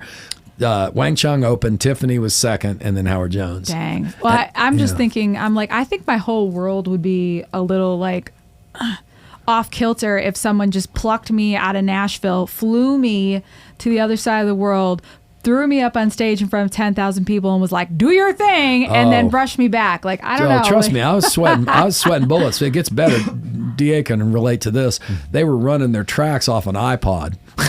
I've got an iPod sitting next to me, Dan, and it's like, and so they, because they need backing stuff too. There's additional harmonies and everything, and I'm just like, please work each time, because I'm kicking it off, and if you're not, you got a bail and start over. And, it's not like we're up there with like today's, all these big acts use Ableton and stuff. Right. These guys are flying like economy. Oh, but man, they were class acts. They're such good musicians. It's on good. YouTube. If you go on, if you do like Wang Chung Singapore, you'll see Dave and I back there. When you, and everyone we knew, believe, do, and sharing what was true, I said, dance all this love. We'll take your baby by the hair, pull her close and there. I want to take this in a little bit of a different direction. Okay. So I think that that I bartend. Yep. I've had the pleasure of making you a couple of drinks. You have. I think They're I excellent. have. Thank you. I think I've made you a margarita before because when you told me you like margaritas, I was like, I think that's what he ordered that day. Sure. I'm not very original. No, margaritas are great. The ones that are done, I love margaritas. So I would like to know if you are okay if I teach you how to make a drink. Sure. I'm all for it. Okay, so the fun part is that this is not going to be something too crazy. This is something that you can make at home. You can make it for your girlfriend. Yep. I'm sure she would like that. It's going to be something, I think she requested maybe something light and summery. Yes, that's what you're saying. And Since her name is Summer. And yes, since it's summer, and that is my specialty. I like summery, crisp, light drinks. So I'm going to go get some stuff. Okay, cool. And we'll be back, and I'm going to teach you how to make this. Sounds good. All right. All right, Tom, here we are. We're back again. I'm going to be adjusting my mic a little bit. So this cocktail is going to be fun because I'm not trying to throw something at you that you're going to have to do too much work. Okay. I don't want that. That's not a thing. But I love making fun cocktails that I can just teach people and so they can have a good time. Yeah. And so that being said, are you familiar with this? Yeah, I've watched bartenders many times. Okay. Yes. All right. So we're going to be using this to measure out things. There are little lines on the inside. Okay. So I will show you how to measure it. Okay. That being said, what we're first going to start with is our ingredients. So we have Tito's vodka. We have a really cheap triple sec because I don't feel it's going to matter for this. Gotcha. We have lemonade, and then we have a strawberry simple that I made. Oh, cool. Yes. So that is the hardest thing to do for this cocktail because you just have to put the strawberries in sugar water and then strain it out. But it's fine. Okay, and this is going to be extra easy because we're just going to build it in the glass so we don't have to get all crazy. But with your drumming techniques, I'm pretty sure you could shake a shaker. So that being said, this is going to be so easy. We're just going to take some ice, and these glasses are humongous, and I still use them because I love them, but I'm telling you, you know what? My hands are clean. I'm just going to dive right in. I just washed them because it's where I cut those lemons. Yeah. And then we got some lemons here. Living on a lot of tour buses, I'm quite confident there's nothing you're... Oh, my God. So, yeah. Let's talk about that in between time. So, how long did you play for the Backstreet Boys? That's really that. I was only with them their first 2 years of their career. I'm technically was their first drummer when they actually had a backing band, but I wasn't with them when they got big. I played for them until they went to Europe. So we would do occasional shows, I think at that point it's still a cool thing. Now, yeah, it's neat. It's cool to have seen them explode into what they did is amazing. Did you play live shows and? Just live shows. I had nothing to do with their recording. Most of the recording stuff was a lot of programming. They weren't really using a rhythm section. That's Fight Ren. By that point, I was in California. Okay. That's why I turned down going to do stuff with them in Europe. It's my own band, a funk band I was in called What It Is. We were moving out to California. Dang. And so I was doing both simultaneously. I was playing shows with What It Is, shows with House of Dreams, shows with Sister Hazel, and then playing an occasional show with Backstreet, because they'd only do, one here and there. Like we flew out to play a BMG convention, or we play in, Oh my God. All right. Well, that's awesome. I had to ask. Yeah, sure. So we're going to take our little jiggers. Okay. So right here, there's a little line. Yeah. You're going to pour it up into that little line, and that's 1.5 ounces of vodka. So you could take yours. Yep. Take this bottle. We're going to be hands-on here. Okay. I see that line. Right here. Yep, you're good. Oh, God. Here we go. All right. Yep, pour it in. Okay, now you're gonna flip it over because there's another measurement on the other side, and we're gonna pour it halfway because that is a half an ounce. So it's not that bad. It's like 2 ounces of liquor for this cocktail, but I have a feeling it's gonna be strong because I'm seeing the ice and everything rise. Be a good start to the day. Yeah, it's gonna be great. Okay, so no problem. Thank you. Okay, so we're gonna take this strawberry simple, and I want to use like a whole, almost an ounce of it. Okay. Ah, it's gonna be so nice.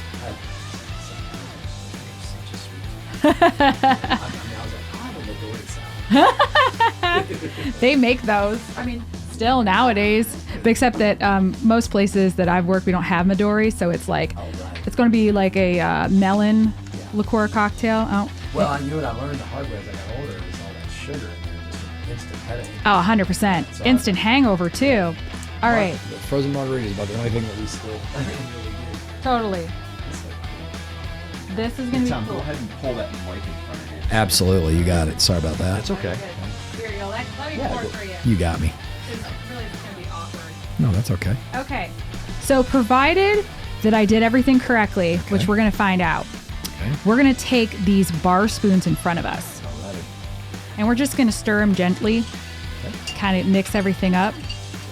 Now, if you really, really want to do this with like, you would just do it and then you would pour it over new ice because you're going to see some of the ice is dissipating. Right. But I kind of don't mind that. I'm one of those people, kind of water it down a little bit. I don't mind it diluting it Nope. a little bit. I'm going to give you this lemon. Thank you, ma'am.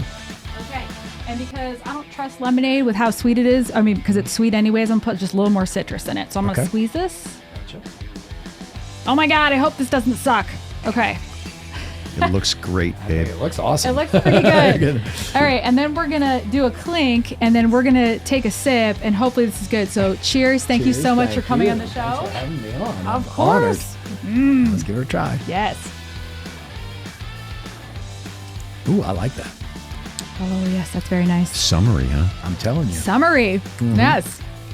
This would be a good boat drink. Yep, a good boat drink. Oh my God. Yeah. See, I'm getting in the mood for, you know. Well, see, now you guys need to, this I return the favor. You guys need to come out with summer, and I've got an old ski nautique, an old 89, ski boat. Because growing up in Florida, it's like water skiing and stuff. So we take that out on Percy Priest. We were out this past Sunday actually. So that's hilarious. Well, I can't wait to have a couple of these because now it's 90 outside. I'm telling you, yeah, that's why Summer was saying. She's like, yeah, I think babe, it's a little too hot for us to meet downtown. She's like, let's do dinner tonight. Yeah. Oh, which speaking of, so you also play. You play on Broadway too. Yeah. And tonight, like you're playing at Rippy's, which I think people that come in from downtown. From out of town, they come to Broadway and they want to see the Broadway life. Yeah. And Rippy's is a really famous honky tonk. It's kind of, it's funny, I enjoy it because I really like doing the afternoon shifts. The Rod Jansen, who I play with, it's his band, and he was in Dierks Bentley's band for years. Nice. I mean, he actually wrote one of Free and Easy Down the Road I Go, one of Dierks' hits. Dang. He's just the nicest guy, and that just didn't exist for us. Even 10 years ago, it probably did, but at least for me, I never was part of that scene. There were so many, and there's so much opportunity now to like really make a good living, thank you, tourists, and be right here, and seriously, thank you, tourists. Yeah, it's like, it's crazy. I always giggle when people complain about the town growing. I'm like, really? I'm a working musician. I'm thankful. You know? Same thing as that bartender life. I'm like, no, it's good for the rest of us too down here, I'm like, we just got to keep them in line a little bit. Yeah, I get it. When people, crazy. People act nuts. It's tough, but gosh, I remember living in Orlando when it was booming. In the 90s. Well, that's the thing. You being from Orlando and working around Walt Disney World. I mean, it's the same thing probably. It's tourism. Tourism. Maybe they're drinking less. I always say that Nashville Broadway is the Walt Disney World of Tennessee. It's Walt Disney World for adults. Yeah, I say that all the time. People always say, kind of the South Vegas or whatever, but yep. And I mean, they go hard, no doubt about that. They do. That's why I generally just do kind of like Friday afternoons and Saturday mornings down there, and I'll fill in here and there. Like I did a couple things this week. I don't always. Some weeks I don't work down there at all. Yeah. But it's been a wonderful. It's honestly one of the reasons I was able to go to Tracy and say, "Hey, boss, I appreciate the job, but 85 shows a year is just too much. I just didn't want to be out there." He plays a lot. Yeah, he plays a lot. And it's still just weekend work. I mean, we're still home Sunday through Wednesday, Thursday. But, this time of year, it could get pretty hectic. And you just kind of realize, you're like, it's somebody else's turn. There's someone who wants this drum chair. Yeah. And Tracy and his guys deserve to have somebody there that really is like fully committed. And I was kind of 1 foot in, 1 foot out. You got into playing for a lot of country artists. Mm-hmm. So is that how Nashville really changed things for you? So like... Yeah, I kind of fell into it. I mean, I'm trying to think. I do know. I know how. I had to think about it for a second. All the way back with the management company, back when we first came here, they managed a gal named Ronna Reeves and also another guy, Jimmy Urey.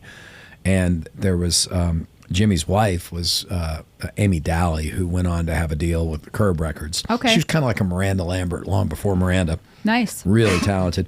Well, I played a few showcases and things on the side when we weren't doing stuff with House of Dreams. For our manager would say, "Hey Tom, do you want to play?" And Will Hogue was also, but Will was a band. He had his own thing. Sure. So I never played with him. But basically, I began to freelance a little in those days, and then the band, once we lost our deal, I kind of went back to Florida and I went back to school for a couple of years. That's like, this would be 99 through 2000, 2001. And, excuse me. But Jack, the guitar player I was telling you that plays with Aldine, he and Britton stayed here in town and got publishing deals as writers. Well, they became good friends with this Amy Daly that I'm talking about that was married to Jimmy Urey at the time. And Jimmy's gone on to be a big writer. Well, Amy was also pretty successful, and they're both, writing.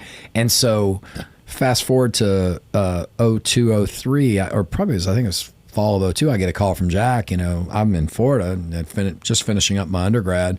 He's like, "Hey man, would you consider coming up and playing for this? Do you remember Amy?" And I said, "Oh yeah, that was Jimmy's wife." He's like, "Well, they're not married anymore." And he says, "But we write together and everything." Fast forward as Jack and Amy ended up getting married. They have a son now, Jackson, who's like 13 or 14 or something. So it's kind of funny. But yeah, so Amy got the deal with Curb Records, and she was managed by Toby Keith's manager. Oh, okay. And so we ended up in winter of 2003 going out on Toby Keith's Unleashed tour, and it was Rascal Flatts was just coming up. They were... Did you say 2003? 2003, yeah. Holy shit. Time has really flown. Yeah. I'm like, Rascal Flatts. That was it. Yeah. Flats was they were just getting established. They were the middle act. We were the opening act, and then it was Toby's, deal. Wow. So it was all arenas. It was cool. Yeah. It was the first time I'd ever done a real arena tour, because I'd piddled around with like Backstreet and stuff, but I wasn't with anybody when they were big, Sure. So it was cool to do that. And that was my first, and from that, I started meeting, you can imagine we did 40, 50 shows over a 5-6 month period. Okay. And you just meet so many people. And I began to get calls for other opportunities when I wasn't doing stuff with Amy. Now, I was still back and forth. I wasn't living here full time. I was still in Gainesville a lot. I was teaching down there. I mean, in the interim, I didn't mention the part I auditioned for John Mayer in 2001. He was really nice to me. We played together for a couple of hours in Atlanta. It wasn't a good fit. I wasn't a good fit. Yeah. Honestly, I don't think I played that great, and once I saw the drummers he had, I was like, oh God. Ironically enough, I'm really good friends now with Nir Z, who played on his records, like Room for Squares. Funny. Nir lives here and plays on everyone's albums. Of course he does. Yeah. Everybody lives here. Yeah, everybody lives here now. And so during that time period, I was kind of like wanting to be a sideman, but I didn't really know how to get in it. And the Amy really got me started in the country market. Cool. And over the next few years, I worked for a handful of different artists from 03 to about 06. Okay. But then the Sister Hazel guys they're who kind of put me back in the mix. I'd fallen out of it. I was just playing out at Disney a lot and back in the parks, and got a call. Or no, what was it? I went out to Vegas to sub for some friends. That old band ISIS I was talking about. Yeah. Played for a month for them at the Bellagio, and right as I'm finishing up, I get this call from a band leader for Trent Tomlinson. He says, hey, are you in Nashville? I said, well, I can be. I said, I'm not currently. He says, well, our bass player subs with Sister Hazel, and the Sister Hazel guys spoke very highly of you. So this is how funny. I get to come to the audition for Trent. And I think they had auditioned like 20 drummers. They didn't like anybody. And they were picky. They were being real picky. And they joke with me. They're like, half the reason you got the gig is you showed up and you didn't have a China cymbal. They like drummers are notorious for having way too many cymbals and stuff. They're like, you actually had a simple kit. And we're like, okay, I kind of like this guy. And so I got that job. And I have to say that Trent Tomlinson gig connected me into playing for Bucky Covington, which then led to me playing for Chuck Wicks, which all three of them I opened for Tracy Lawrence during that time period. Okay. So I'm literally getting that job with Trent. And so thanks to Steve Cook, who is his bass player, who's been with Phil Vassar for years now. And Steve was the one who subs with Sister Hazel. Yeah. He fills in for Jet, the Sister Hazel bass player. So I owe Steve and the Hazel guys and Trent so much. I mean, literally, I could count like 1,000 shows I have done since then. Wow. Because of that one job recommendation. Yeah. And and I'd done a good bit up here prior to that. I'd been on probably a few hundred, national touring shows and stuff. But man, it's such a great example, because people see you on the back end and think, oh, well, you just made this happen. No, I'm just really fortunate. You got to do your homework, but it doesn't matter. We all know. I know so many crazy talented people that don't get those opportunities.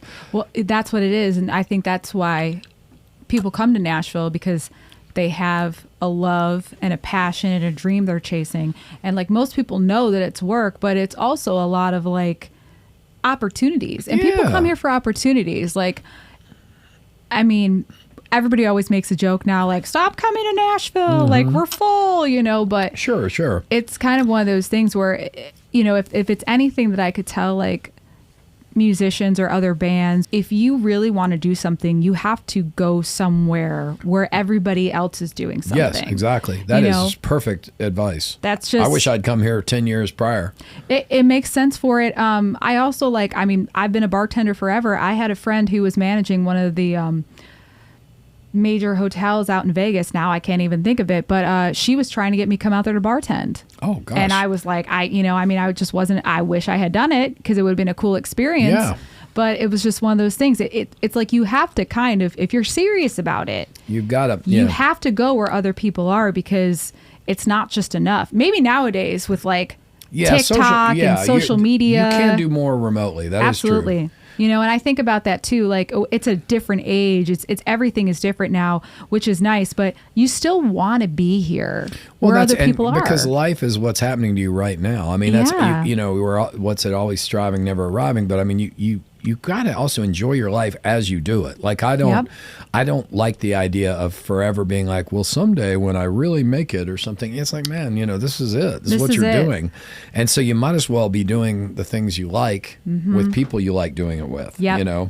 That means a lot. I think it's all about being in the moment for that. Like, life is happening right now, like you said. Well, I kind of, you can kind of feel the ebb and flow of life too. If wherever your faith is, wherever your heart, however you approach life, I feel like there's things in the universe moving you in a way. If you're open to it, I always believe if one door is closing, you're probably standing in a room. There's a bunch of other doors open. And like you said, when we're coming back to it was a happy accident with Loud Jamz. I didn't intend Loud Jamz to be this big networking thing, but it is. It became in a cool way, and it's gratifying. I don't do that to like break my arm to pat my own back. What I mean is it's really cool. I'm like, man, cool. I was at least able in some small way to pay it forward for all the people who've helped me. Yeah. So anytime I hear about somebody, like I've had so many people tell me, man, I met so-and-so at Loud Jamz and now I work with them, or so-and-so. And it doesn't have anything to do with me. I didn't do anything, but they maybe connected through playing on stage or talking at the bar. And I'm like, man, that's gratifying. If there's nothing else, that's why, again, I can't say enough about Janelle and Tyson and the Ivans brothers that put on their show. All and these Yvonne. Guys. Yeah, Yvonne, of course. I just saw her recently. Well, randomly, I haven't seen her since COVID. I randomly saw her like at the airport. Well, let me tell you, there is no Loud Jams without Yvonne. I know. Yvonne is why it happened, because many a late night text of her encouraging me, saying these are great songs. Like I remember I shared a song list with her, and we'd already done it as the Loud Jazz Jam back when it was like a jazz fusion thing. Sure. From 2011, through about 14. Oh, it's been going on for a long time. Oh yeah, but not what most people know is once Yvonne got involved, because during that interim, I was floundering with it. I just did it to get a bunch of people together to play like crazy jazz fusion stuff and have a good time. Have a good time, a few times, and then I started to book a lot of my friends who had all the like Michael Whitaker, all the like kind of cool, the Himby brothers, anybody that had like great jazz or just weird music that like you couldn't, back then there wasn't much of a jazz scene in Nashville, which is shocking. Yeah, I could see that. When you see now we have Rudy's and everything, but in 2011, it just, there were definitely some great musicians, but there weren't that many venues. So I just thought, well, hell, I'll just be one little pop-up venue. Yeah, well, at least I'll do my small part, and I would book those guys. But that fell off, and in 14, my son's mom and I, divorced, and I had the opportunity to go back to grad school, and it was real amicable. We just realized it wasn't working, and we wanted to make things work for the kids. Sure. I had my stepdaughter from her previous marriage, Genevieve. So I got the opportunity to go to University of Florida to go back down where I'd done my undergrad, but to do grad school. Now I was definitely on the expeditious, let's get this done plan. And I was already by that time I was in Tracy's band. I'd been with Tracy Lawrence since 13. And so Heather and I just were like, well, man, this makes a lot of sense. We can kind of do a nesting plan. We'll share the house, be there with the kids. I'd go back and forth. So I was down in Gainesville a couple days a week. I'd fly back and forth, take classes, come back, be with the kids. It's a lot of traveling. Oh, yes, tons of traveling. Yeah, I mean, you were primed for the road at that point. And I was already out all the time with TL anyways. We were doing it. But it actually worked great because I could do a lot of my schoolwork on the weekends out with him on show days. And then once I was home, I could be daddy for a few days, for Bryant and for Genevieve, and then fly back down, do my classes. Because thankfully, grad school is, so truncated. It's very focused. Yeah. You're not taking a bunch of classes. I'd have like a Monday night class for 3 hours, Tuesday night, maybe a Wednesday, and that'd be on the flight back up here. Boy, I've racked up some miles with Southwest, but I was on a full graduate assistantship, so everything was paid for. Oh, nice. So I was even getting a stipend monthly. I got insurance, so That's cool. I really only had to come out of pocket a little bit for some Southwest flights, and I booked them way in advance. Sure. Bryant still like jokes about, he was little, he used to be like, Daddy, Southwest plane, because he knew I was on one like every week. That's so cute. Not to totally digress with that, but that's that time period. Once I finished up grad school, I got the itch to do Loud Jams again. And by then, during that time, we had done more of the Nashville drummer jams when we weren't really doing the Loud Jams much at all. Okay. They had kind of taken a back seat. It totally, I kind of shut it down. And I called it Loud Jams back then. No one else did. It was still the Loud Jazz Jam. And I thought it was done. Well, that summer of 15, once I was done with pretty much wrapped up with school, I think I graduated with my master's in like December. But I had met Yvonne doing drummer jams. She had been a backup singer for us, and we really hit it off, and I thought she was awesome. Loved her musical taste. She introduced me to Steve Cunningham, and he's great. Steve's awesome. They're both like, they're musical mavens. They know everything about, you name a band. Kevin Packard, who works at Pearl. So there was this little cadre of friends who they had similar musical tastes like me. They're like, Tom, that's great. You want to do Jellyfish but next to Queensryche, next to Duran Duran? Hell yeah. That's cool. And so I was like, oh, okay, that's not too weird. And by this point, I'd been trying to convince Nix and Tony Nagy and Tom Rohde, rest his soul, he had passed away, our percussionist, but Kerry Green. Kerry kind of fell by the wayside. He didn't come with us, but that had been the original house band at the Old Drummer. Okay. And I'd always pitched to them the idea that we would learn these songs and then back the singers. Well, that's a lot of material. Well, by this point, I thought, what if we just did it where each song is a different band lineup. We don't have to learn all the songs, but I can just get them to learn one song. Sure. Now, these days, everyone does that. I mean, that's like, at that time, people looked at me like, they're like, wait, you want me to learn exactly this one song to come play it for free? Right. I was like, yeah. And this is where Yvonne comes into play, because Yvonne created our family of singers. I wouldn't know Janelle. Now I did bring Rachel in. Rachel and I go way back. Sure. I actually introduced Rachel to all of them. I couldn't believe they didn't know her. But that's kind of the impetus, the real what people know now when they refer to Loud Jams was summer of 2015 into the fall. And I'd be remiss if I didn't mention Bev Miskus. Sure. Bev's the one who did all the promotional stuff. And I forget, I think we had met her through Rich Redmond. She had interviewed Rich for something.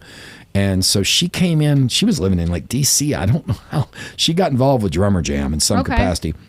So I asked her if she'd help us. I said, Bev, I'm terrible at the promotions part, and I want to do this jam thing. And so I'd show her the song list. She was the same way. She's like, these are cool. So then she would make these photo collages, and based on my song list. Right. And Yvonne would get, man, I don't know how she did it. She got some of the best singers to come sing for free. And, you know, singers don't really need to do that kind of nonsense. They're usually working. And, and they're like, okay, sure, I'll come Especially sing. in Nashville. They're working all the time. And then I'm like, want them to come sing some obscure T-Ride song if they wouldn't even, or Dan Reed Network, or, you know, these obscure bands. And man, that's all Yvonne. Like I will always people, anytime anyone brings me up with loud jams, I'm like, Yvonne Smith is really she's the queen of the loud jams. She's my friend, you know, and really it took off because of her, because her stewardship with the vocalists, because you know, I'm wanting to do songs. If you don't have singers, good luck. I had all the musicians coming out my ears. That's no problem. But find... You need singers to do... I remember, Dan, you did a couple of them. Oh, yeah. Dan did them. Yeah, did a few. Matt did. 4 maybe? Yeah, that was a blast. Oh, their whole crew, as I call them, the Rochester Mafia. Yeah, the Rochester Mafia. I was like, they're my go-tos. I was like, hey, guys, can you do this? And especially if it's like some cool, hard, you know, like challenging songs, I'm calling Sean or him. You did the Cisco Kid song, which, forgive me, I don't know. Who did that? Is that War? Kid? Yeah. That's War, like same Lowriders guys. Yep, that we did that over at not the Mercy Lounge. Was it the Mercy Lounge? Or the Mercy Lounge was great. Yeah, it would have been in a High Watt upstairs. High Watt, that's what it is. That's right. High Watt was pretty much, we were in 15 into 16, we were still at Douglas Corner, because Mervyn Luke is, I wouldn't have done any of this without him. He encouraged me way back when the show sucked. There was no one there, and he was still no one's showing up to this free show where all these incredible musicians are playing. We'd have like all these kick. Sucks. I mean, initially it was pretty popular, but the musicians kind of waned on that when it was the loud jazz jam. But once we went to this, when we started in 15, it really caught fire. And that's when Tyson showed up in town. He had come from Kansas City, and I remember him coming in like mid-fall. So we moved to High Watt again, thanks to Yvonne. I had no connections there. She was good friends with Todd, who owned Cannery, Mercy Lounge. And she brokered. Todd loved the drummer jams. Okay. He saw we were doing those over at X&N, and we had just done the Alex Van Halen one that was super successful. That's David Parks. I mean, Parksy had asked me to help him with drummer jam because he saw me doing loud jams. But the drummer jam was David's idea. I was just assisting him, and then Chris was the musical director. But Todd wanted that in Cannery, and he says, you know, and Yvonne, like he and I stood in Mercy Lounge one night at a I think it was a rock residency show. I don't know what it was, something, and basically brokered a deal of like, he's like, well, I'll put you in High Watt and won't charge you the production fee. So I had no expenses. So people always ask me about loud jams. They assume we made some kind of money. I'm like, no, I literally never made a penny. We never charged. You never charged for it? No, thankfully the venues never charged me though either. That's the only time I've been charged, I did pay out of pocket for Basement East. The last one we did right after COVID, I had to pay a $500 production fee, and you know that's very just small. In comparison. It's pretty minuscule, and I love Mike Grimes. Grimy did everything they could, but they can't waive that. That's a big venue, and so I just couldn't feasibly do it. I get a lot of people ask me, why are you not doing loud jams? I'm like, well, part of it, I was burned out. I did like 50 shows. That's a lot. From 15 to present. Yeah, that's a lot. And by COVID came along, and I was like, whew, thank you. We needed a break. I was, you know, I mean, I was in the parking lot the night after a loud jams, the night that tornado hit. I remember I just left. Were you really? Oh, I was just driving back out to my house in Fairview at the time, and I saw the lights go out in Germantown as a tornado came in. I didn't realize it was a tornado. I just knew there was a lot of wind. So that was the last loud jams and then COVID happened the next month. And so the only other loud jams we did one show at Basement East in spring of 21, I guess. Okay. And that was great. We had like 80 musicians, almost 400 people. Well, in terms of someone who's been to them and who's had the opportunity to sing for a couple of them, and Dan has sang it, thank you so much, because they were so much fun, and I just always loved going there and checking out meeting so many cool people too. Meeting people the whole and listening thing. to people play. Like it's fun to get to know them and network. So I know that a lot of musicians really appreciate that. No, it's great. I'm grateful because it's to y'all. I mean, you guys, over the years, we did over 800 songs, had probably 700 musicians. I mean, it's pretty amazing. Like, oh my God. And to watch all these other shows who've grown out of it, which honestly are all much better run. I watch Rare Hair or Soul Vibes. I'm like, they're so much better than Loud Jams. And that's directly I mean, I'm talking about me. Oh my the God. coordinators did a great job. I'm just saying I'm the slacker. Well, you are very humble in your assessment of yourself. I don't know if people would agree, but we appreciate it. I'm just happy. Y'all made it. The people that participated or what people would always go, who'd be your audience? I was like, I just invited enough musicians. I figured each of them would bring at least one person. We'd have 150 people there. Exactly. You got 75, plus a friend. Or it's so true. Other. Well, speaking of, you said that you were talking about teaching a lot, and I want people to know this about you. You play, you've got your graduate degree in music. A lot of people teach, but you really teach. You teach at like college level. Yeah, I've been doing it now. It's crazy to think. I've just finished my 5th year at University of North Alabama. Dang. And this past year was my 4th year at Lee University down in Cleveland, Chattanooga, basically. Yeah. And then I just did my first full year at Tennessee State. So I'm an adjunct. Wow. I don't have a doctorate, obviously, so I can't be like a full professor. Sure. Which I don't know that I'd want to be. It's a lot of responsibility. I work for like my boss at TSU, Derek Green's awesome guy. He's got his doctorate from Memphis, but he also has to run the Tennessee State Drumline, which, by the way, our aristocratic bands won 2 Grammys. Hell yeah! They're the first marching band in history to win Grammys, and that's hilarious. I didn't know that was a thing. Yeah, they got spoken word album and cool. I forget what the other Grammys for, but they just performed at the White House. I mean, the AOB is like. They're respected. That's pretty cool. Yeah, it is. Yeah, if you just look them up there. And so Derek, my boss, Derek Green, he's our primary percussion coordinator, and then I specialize in commercial percussion. And Elijah Holt, everybody knows him around town as Dee. He's a killer organ, a multi-instrumentalist, and great drummer. Works with they do the soul right over here. What is it called? Sunday Night Soul down at the 5 spot. Yep. Jason. They've been doing that for a while. Oh, they've been doing it for years. Yep. So Dee and myself and that's another cool show to go to if people are looking for something to do. You want to talk about go to Sunday Night Soul, and it's because I work sometimes with Rob Curitan. Because again, man, my heart and soul kind of I'm weird. Like I love the rock world. I wish I was as cool as a lot of my rock friends. I'm just not. Like Damon Johnson's nice enough to hire me when Jared Pope is out doing when Jared does the Tom Kiefer gig. Yep. When he can't do a Damon Johnson show, I play drums for Damon. Oh, that is funny. And you would think, again, I'm such a fangirl because, I'm like, those guys are like legit rockers. Yeah. Damon even got me. This is funny. He got, during my time with TL, I flew out to LA to audition for Black Star Riders. Okay. Thin Lizzy, basically. But Love Thin Lizzy. And crazy thing is, I almost got the gig. It came down, there were 9 of us that auditioned, and it came down to me and the guy from Breaking Benjamin, Chad Zaliga. Okay. And so I get a call from management. They're like, hey, look, the guys are really seriously considering you. They like you. Are you seriously wanting this? Because, we're over in England, and they're like, and their thing was like, our problem with you versus Chad, you're both great drummers, but Chad's really well known. He's, done Breaking Benjamin. He's known in the... You're kind of an unknown for us for rock. And I'm like, thanks, guys. And I was. I'm like, I'm the Nashville guy. The bass player even said to me, I remember in the audition, I played about 2 songs, and the bass player looks over at me and goes, like, who the F are you? He's like, man, where'd you come from? He's like, I've never seen you here in L.A. You're like, I've been hanging out in Nashville for years. And Damon didn't let on. Damon never told them that I was his guy. They just had 9 different drummers auditioning. So Damon's over there acting like he doesn't know me. Oh, that is too funny. Because he didn't want to sully it, and I was just like, oh, man, I said, I didn't mention Nashville. I'm kind of new to town. Because only the managers would know who was who flying in. But anyways, the point of all that babble is that coming back around, I also just love like R&B and soul, and I do now love jazz so much. And it's one of those things. One of the things that was an ulterior motive with Loud Jams, I wanted to get like Phil Shells and Jeremy and Ryan. All the guys that play for Kiss. Yeah, up there. For Gene Simmons and for Ace Frehley. Sure. And I wanted to put them, if possible, interact them or DA, like on stage with, Jason Eskridge or Janelle Means. And I love Jason. I wanted that So cross-pollination. So to see everyone, and Tyson does it all the time now, and Janelle does it with Soul Vibes, it's the most gratifying thing is to see all of us, in times where people are always getting divisive and stuff.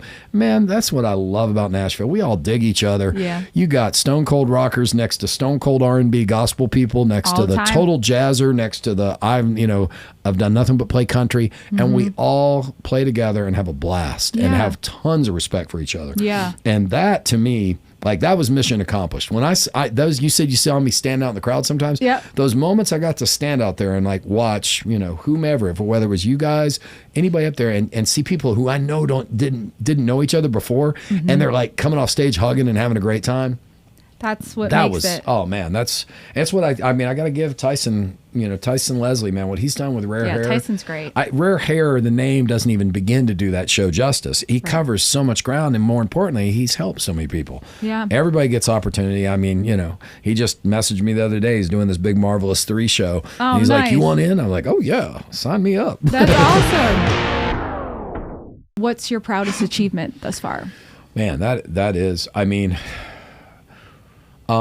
honestly, I think it's a little more cumulative. It's finding a way to do this, to be in some way, shape, or form, somehow a quote unquote professional musician, but not so much for myself.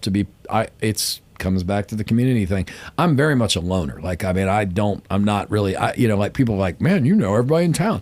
I'm the worst about picking up the phone. Anyone that knows me, I feel bad texting. Like, and then if you get a text from me, you're going to get a book. You see how I am. I text like I talk. You're like, let me fill you in on everything since the I've last ever time done. I saw you. Exactly. And, nobody cares. And I vomit all my ideas and thoughts. I love it. And so it's knowing that I'm like that, I tend to try and kind of resist. I'm like, I don't want to be like, my joke is I always say, I don't wish me on anyone for a long period of time. Oh, that's funny. Well, I don't mean that to like be all self-deprecating. It's just, but so point of like proudest achievement is just to be part of a community, to feel like, you found your niche. Yeah. And then to see things like, because Loud Jams is, I'm also involved in a thing we haven't talked about, but it's a thing called Infinity Percussion. Yeah. And my buddy John, the one from Disney, we started that together, golly, in 2004. And again, I'm like a mediocre at best marching percussion teacher, drummer. Like I have friends who are monstrous, like nationally known for that. Who am I? But for some reason, I did the same thing I did with Loud Jams. I just started this thing, Sure. Infinity. Well, Infinity's grown into a beast, and it's nothing I did. I just got some people together and got out of their way. And That's John, awesome. my partner, is the director, and he's the one who's made it, stewards it. But I'm still involved in the back end. And it's so things like that. Like we've had something like, easily 1,500, 2,000 kids pass through our 3 groups because we have like a beginner, intermediate, and advanced. Basically, Sure. we call them A, Open, and World. And to be involved in that, see that thriving in year 17, to Loud Jams to me, really, people are always like, why don't you do Loud Jams? I'm like, because Rare Hair and Soul Vibes and all these other shows, the Ivans show, they're like the next iteration. It's their turn. I feel like Loud Jams is alive and well through them, and I just dig seeing what they're doing. I like that. So yeah, so if that's the stuff, it's like to pay it forward, just like being a player. I've had my turn. Good Lord, I've had thousands of shows on a tour bus. That's all I wanted. Right. I just want to get out of the way and let someone else have the opportunity. That is a wonderful thing to segue into, because my next question, what is next for you on the horizon? When I figured you were going somewhere with that. I honestly have no clue. I right now it's trying to be a good dad.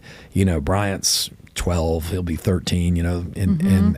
It's obviously that's important. Oh yeah, hands down. And he got to hang out with you on the tour bus. Gosh, yeah, he's been to what was I telling you? 36 states. That's That's cool. all Tracy Lawrence. Tracy, awesome. Artists do not have to do that. I mean, can you imagine? When you think about it. TL just basically told me, because I was driving to shows at times after my divorce, and TL's like, Tom, stop doing that. Just bring him on the bus. And I was like, you sure, boss? I don't want to impose on the guys. He's like, no one's going to care. Most all our guys are dads. If Right, anything, they were all they like, get it. and they had brought their kids out at times. And so the guys were just like a bunch of big brothers and uncles to Bryant.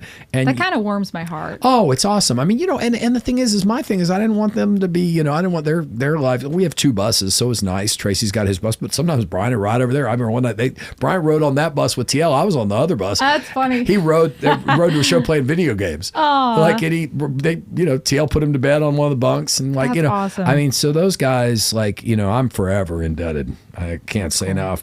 But yeah, as far as the future, my standing joke was always for years, I'm just waiting for Sting to call. I don't think in the likes of with Vinnie Colaiuta and Josh Freese, although Josh is at least busy with Foo Fighters, maybe you're saying there's a chance.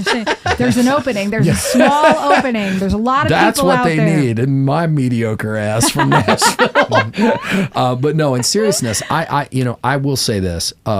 Since leaving TL and playing downtown, because if especially in the Nashville country scene, it used to be you'd kind of look down your nose at country. I'm just giving out country at playing Broadway. I'm not speaking out of turn. Any of our friends. Man, today's generation of musicians have done such an amazing job of changing that to where it's like a really good gig. It's a good gig. Honestly, I had to bust my butt to get up to speed. These kids know thousands of songs, and I say kids because they're 20 to 30, and I'm 54. Right. I'm grateful they'll have my old ass out there. And I was playing Luke Bryan's place Tuesday night with a band, and they're smoking. I mean, these guys are crushing everything, and I'm like, thank God I've got all these charts because I'm frantically. They're calling up some. Oh, good, I know that one too. I mean, if you'd put me up there, Lisa, even 2 years ago, I would have folded. And I'm Mr. All the tour gigs. Doesn't matter if you don't know, if everything from Save a Horse Ride a Cowboy to Stacy's Mom to, there's so many songs nowadays. I've got right now 2,200 songs in my Fourscore app, and I still don't have enough. I mean, it might be Montgomery Gentry, might be the latest. Well, because they're pulling from everything now. My whole thing is that. I've heard a lot of the same songs played working on Broadway for as long as I did. I've heard a lot of the same bands come through, play the same songs, but now, especially the younger generation, they're pulling from. Oh, you'll hear Rage Against the Machine, everything. Ugly Kid Joe, Lainey Wilson, Luke Combs. I'm glad you brought that up because that's something cool to think about. It's kind of gives me like a direction of like the future generation. Like they're like they have such a bigger well to pull from in the first place.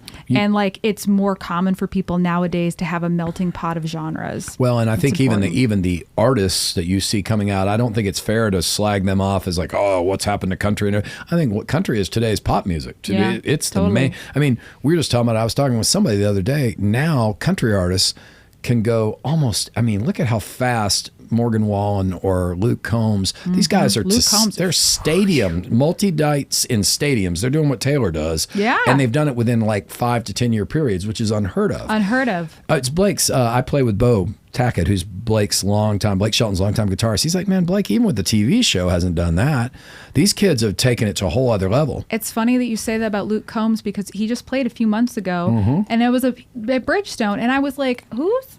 Two nights, right? No, Luke was in the stadium. Oh, sorry. I'm sorry. Yeah. I meant Nissan Stadium. Yeah, that's what I meant. 2 nights in the Nissan Stadium.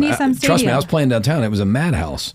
And then people are like, yeah, you know who Luke Combs is? And I was like, they're like, he's that redheaded kid. And I was like, I looked at a picture. I'm like, I know exactly who he is. I'm like, this kid is playing Nissan Stadium twice. They're like, oh, he just blew up. Every song he's put out's gone #1, I think. And the crazy thing, Jake, his drummer, took lessons with me for a long time. And I remember Jake would tell me as they were getting rolling, Jake's like, yeah, man, Tom, we sold out the House of Blues. And me being typical jaded, oh, yeah, that's great, kid. I didn't even think anything of it, and Jake's like, and I actually filled in for a friend at Losers the other night. I haven't walked into Losers in probably, well, that's the point here. The last time I was in Losers, Jake, Luke Combs' drummer, was there. I think I went down there for like the Whiskey Jam because those guys started Whiskey Jam the same time I started Loud Jams way back in 2011. Okay. And I think Kevin Murphy, some friend of mine, was playing. So I went in and I saw Luke and he's like, hey, man, or not Luke Combs, but Jake. He's like, hey, how's it going? Man, things are really taking off for us with Luke. And I'm like, oh, cool. And I'm like, wait, is Luke Combs, is he that Hurricane guy? He said, yeah, Tom, that's my gig. I was like, oh. You're like, fast forward like 2 months later, we're backing him with Tracy. That is Tracy funny. had him as one of his guests on the Turkey Fried Thanksgiving, this big charity event he does at Wild Horse. And and from there on, I mean, and now what's the craziest thing I didn't know is Luke's manager is Cappy, Chris Cappy. Chris worked for Sister Hazel way back. I've known Chris since he was like an intern, and he just won Manager of the Year at the Grammys. You'll never know who you meet in Nashville. It's that old saying: be nice. Be nice and treat everybody, because all those jokes about who you meet on the way up and coming down, and trust me, like I say, I haven't batted 1,000 in that department. I've been a utter ass sometimes, and thankfully I've been mostly nice, but there's been my times I get full of myself too, and all of us need a little perspective check. Well, perspective check is good, but I think that you're all good in my book. Well, thank you. And with our group of friends and everybody we know, just have good things to say, and I like how you stick up for yourself. So no, thank you. I know that you have a gig today. I hope that this drink does you well. That's perfect. And I actually have a little gift for you. Aww. I actually don't even know. I should have asked you if do you like strawberries? Oh gosh, yeah. Okay, because I made a whole thing of strawberry simple for you to take to Summer. Summer's gonna love it. Okay, oh, yeah. good. This drink's gonna be perfect. We're gonna be making this one. And again, you guys are throwing all the superlatives my way, y'all. I cannot say enough about your whole circle of friends and the kind of extended family. Y'all are amazing. Well, thank you. That's why I always joke about Rochester, the Rochester Mafia, the music mafia, or whatever. Dan's and all of the people that they grew up with and they play together. Every time they do it well. We didn't even go into Andrew. Andrew Dixon, everything with Loud Jams. Good Lord, I owe him everything. And it's Shawnee on the road with him way back when he was with Jason Michael Carroll. So yes, I'm so good. Awesome people. Your whole crew is they're solid folks. Well, we take a lot of that feels good. Well, thank you so much for coming. Thanks for having me, Lisa. Thank you, Dan. Of course, appreciate it. This was awesome. Pleasure. We probably should do a part 2 of this at some point. But now, see, I'm thinking ahead because I'm like, 3rd episode. What's the next 10 episodes going to look like? Thank you so much. Cheers to you guys, to y'all. Yes, of course. So here's to your next 100. All right, we'll see you later. Bye. Thank you.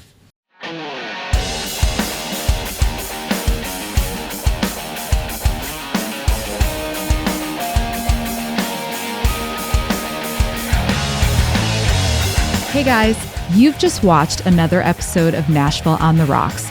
And if you've liked what you've seen, please hit the subscribe button. Thanks. We'll see you next time.